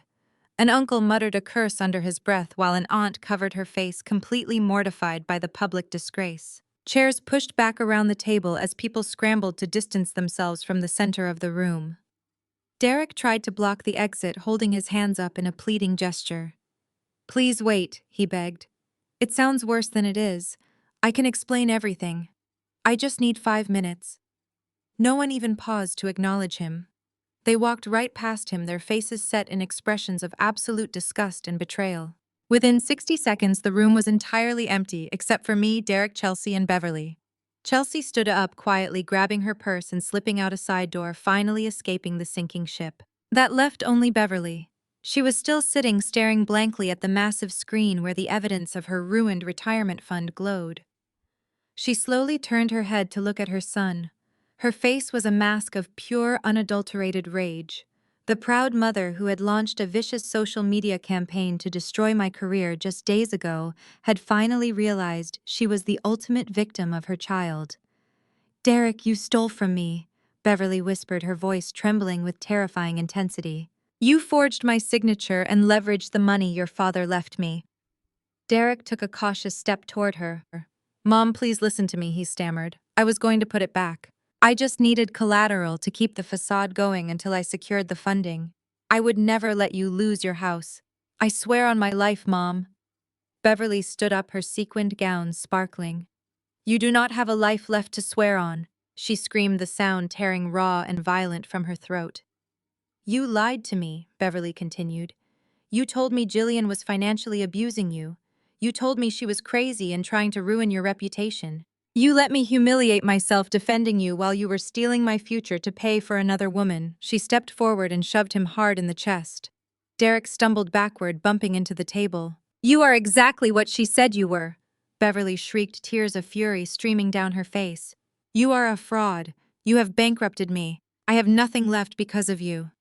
Derek looked completely destroyed. He shrunk back against the table, covering his face with his trembling hands. The great entrepreneur, the golden boy who could do no wrong, was finally reduced to a crying broken shell in a rented dining room he could not afford to pay for. I watched the scene unfold with a sense of profound closure. I had not yelled or thrown a single insult. I simply turned the unforgiving light of truth onto his lies and let the reality of his own actions burn him down. I calmly removed my flash drive from the podium and dropped it into my emerald clutch. The screen behind me went dark, plunging the front of the room into shadows. I walked slowly down the polished table, my heels clicking against the hardwood floor. Derek did not look up as I passed him, but Beverly did. Her eyes met mine, filled with a combination of shame and utter defeat. I did not offer her a smile or a word of comfort. She had made her choices when she tagged the board of directors in her vicious lies. I pushed the heavy oak doors open and stepped out into the softly lit corridor of the steakhouse, finally breathing in the crisp, clean air now. I stood in the softly lit corridor, letting the mahogany doors swing shut behind me. The muffled sounds of the private dining room faded. The lobby's crisp, cool air was a welcome relief from the suffocating atmosphere of Derek's collapsing world.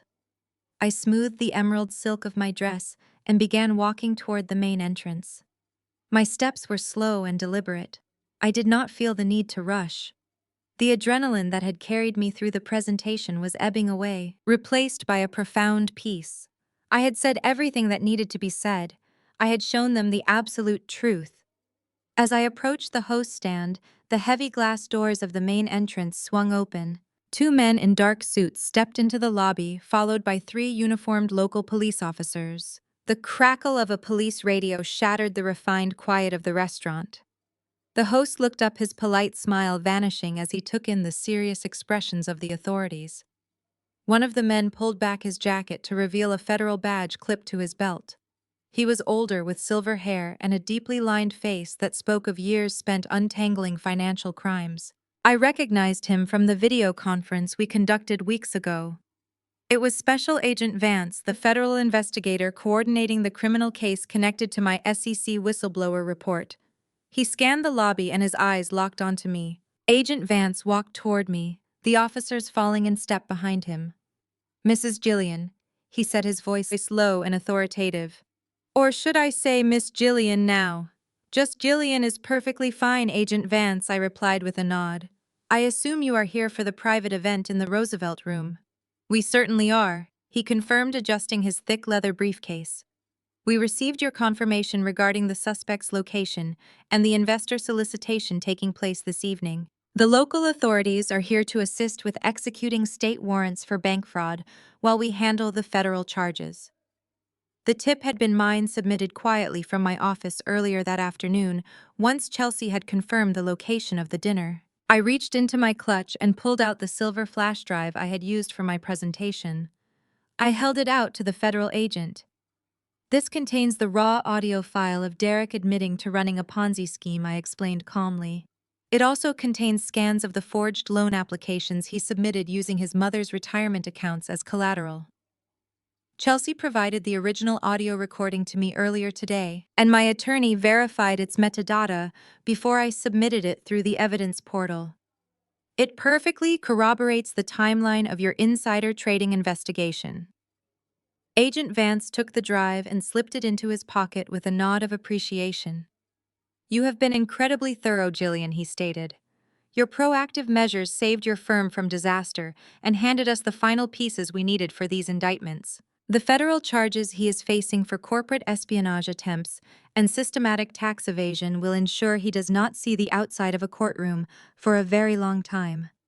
Added to the state charges for forging financial documents, his situation is legally terminal. We will take it from here. You are officially clear of this fallout." "Thank you, Agent Vance," I said softly. "It is a relief to wash my hands of this mess." I stepped aside, pressing my back against the wood paneling of the hallway to give them a clear path. The officers marched past me, their heavy boots thudding against the carpet. I did not leave immediately. A small human part of me needed to witness the final consequence. I watched as they reached the oak doors of the Roosevelt Room. The local police officers did not bother to knock. They pushed the doors open with a forceful shove that sent them banging loudly against the interior walls. From my vantage point down the hall, I had a clear view of the wreckage inside.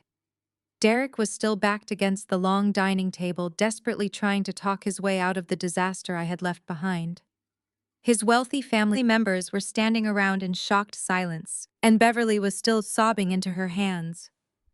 The arrival of the police froze the entire room instantly. Derek's mouth fell open, his eyes widening in terror as the federal agent stepped into the dining room. "Derek Wilson," one of the uniformed officers announced, his voice booming over the stunned crowd.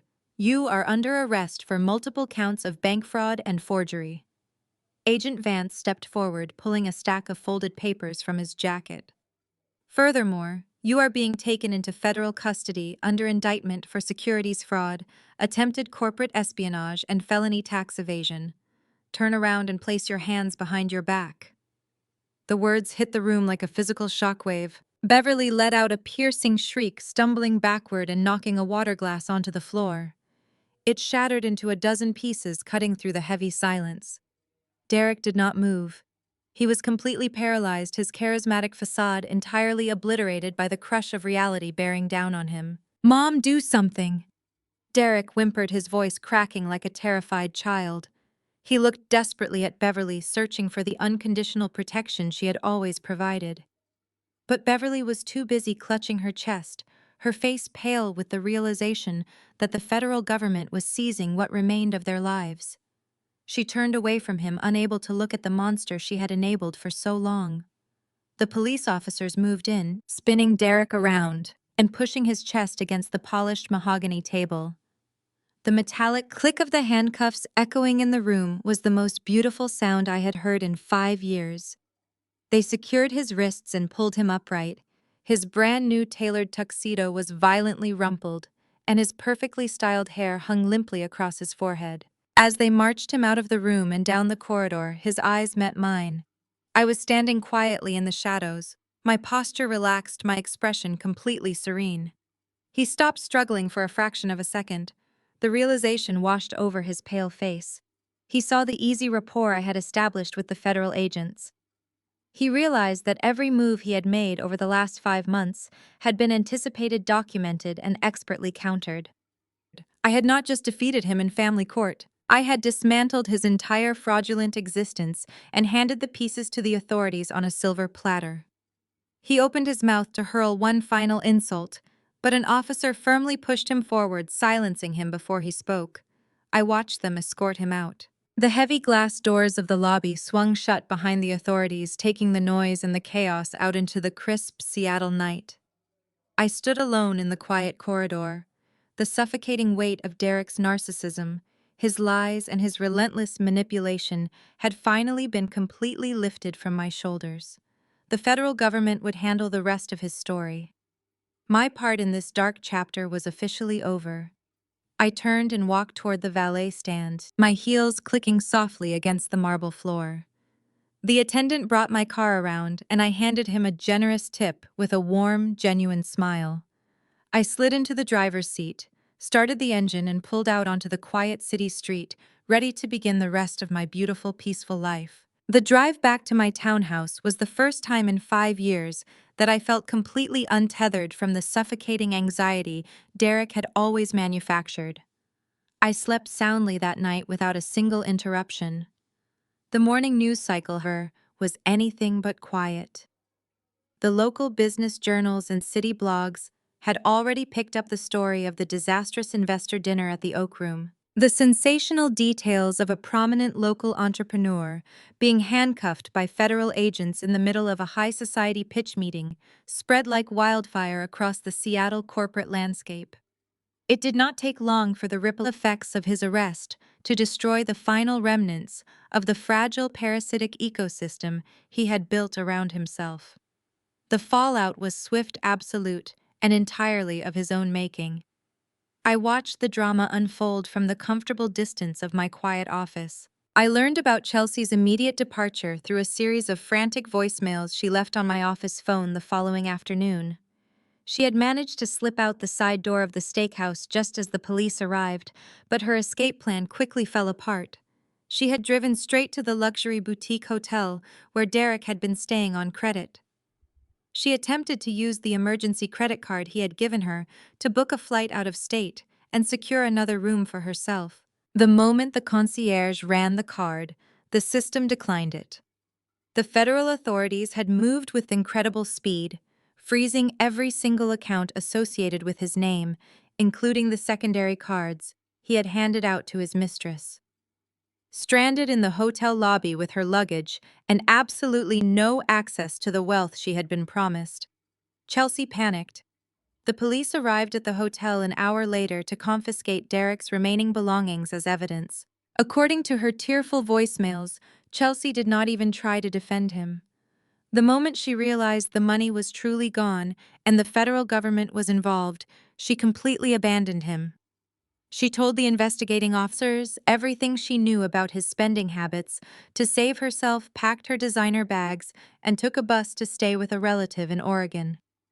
Derek had bankrupted his own mother to finance a romance that evaporated the exact second his stolen funds ran dry. While Chelsea escaped across state lines, Beverly was left to face the crushing reality of her blind devotion. Derek had not just forged her signature on a single loan application. He had systematically entangled her entirely in his fraudulent financial web. By Friday morning, the bank had officially moved to claim the collateral he had pledged. I received a quiet update from Richard, who had connections at the local financial institution managing Beverly's accounts. Because she had spent years blindly co-signing documents for her golden child, insisting he was a brilliant businessman who just needed a little help. She was now legally responsible for the massive debts he had accumulated.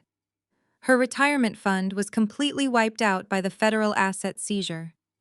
To make matters worse, Derek had leveraged the equity in her pristine suburban house to secure short-term loans for his cryptocurrency scam. The creditors were not interested in her tears or her excuses about being manipulated by her own son. They only cared about recovering their stolen funds. Beverly, who had spent decades looking down on me and parading her superior social status, was suddenly facing total financial ruin. The proud matriarch who had launched a vicious smear campaign to destroy my career was now spending her days meeting with bankruptcy attorneys and crying in the lobby of the local credit union. Her friends immediately stopped returning all of her phone calls. 2 weeks after the arrest, I had to drive through Beverly's neighborhood to meet a new client. As I turned onto her familiar tree-lined street, I saw it. A bright red and white real estate sign was planted firmly in the center of her perfectly manicured front lawn. The bold letters reading "Urgent Short Sale Required" were a glaring testament to the consequences of enabling toxic behavior. Beverly was being forced to sell the family home she treasured just to keep herself out of prison for the debts her son had saddled her with. She was packing up her expensive crystal collections and antique furniture, preparing to move into a tiny rented apartment on the outskirts of the city. I slowed my car as I passed the house, observing the stack of moving boxes visible through the front bay window. There was no pity in my heart.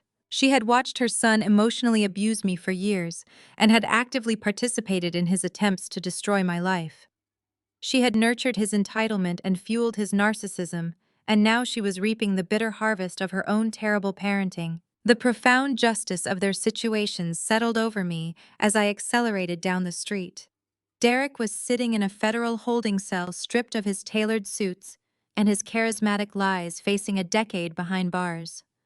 Chelsea had vanished into obscurity, leaving him without a second glance the moment his wallet emptied. Beverly was losing everything she owned to pay for the crimes of the son she believed could do no wrong. They had all tried to use me as the scapegoat for their own failures, but I had refused to break. I had silently gathered my strength, secured my professional independence, and let their own unchecked greed completely consume them. I merged onto the wide highway, the bright Seattle sun finally breaking through the heavy morning clouds. The lucrative Pacific Rim contract was officially signed. My personal bank accounts were completely secure, and my home was finally a quiet sanctuary of absolute peace. I turned the radio dial to a cheerful station, tapped my fingers against the leather steering wheel, and smiled warmly at the beautiful, unburdened road stretching out endlessly ahead. The following Monday morning brought a crisp breeze off the Puget Sound, carrying the distinct scent of salt and cedar through the city streets. I walked into the soaring glass lobby of my corporate headquarters with a lightness in my step that I had not felt in years. The heavy, suffocating cloud of Derek's constant demands and manufactured crises was entirely gone, leaving only clear skies and sharp focus in its wake. When I reached the executive floor, my assistant greeted me with a wide, genuine smile and handed me a sealed envelope from the board of directors. They had requested my presence in the main conference room at 10 o'clock sharp. I poured myself a cup of dark roast coffee, settled behind my desk, and reviewed the final execution documents for the Pacific Rim contract. The numbers were flawless, the projections exceeded every expectation, and the client was thrilled. When the clock struck 10, I gathered my tablet and walked confidently down the quiet, carpeted hallway. The heavy double doors stood open, the executive committee already seated.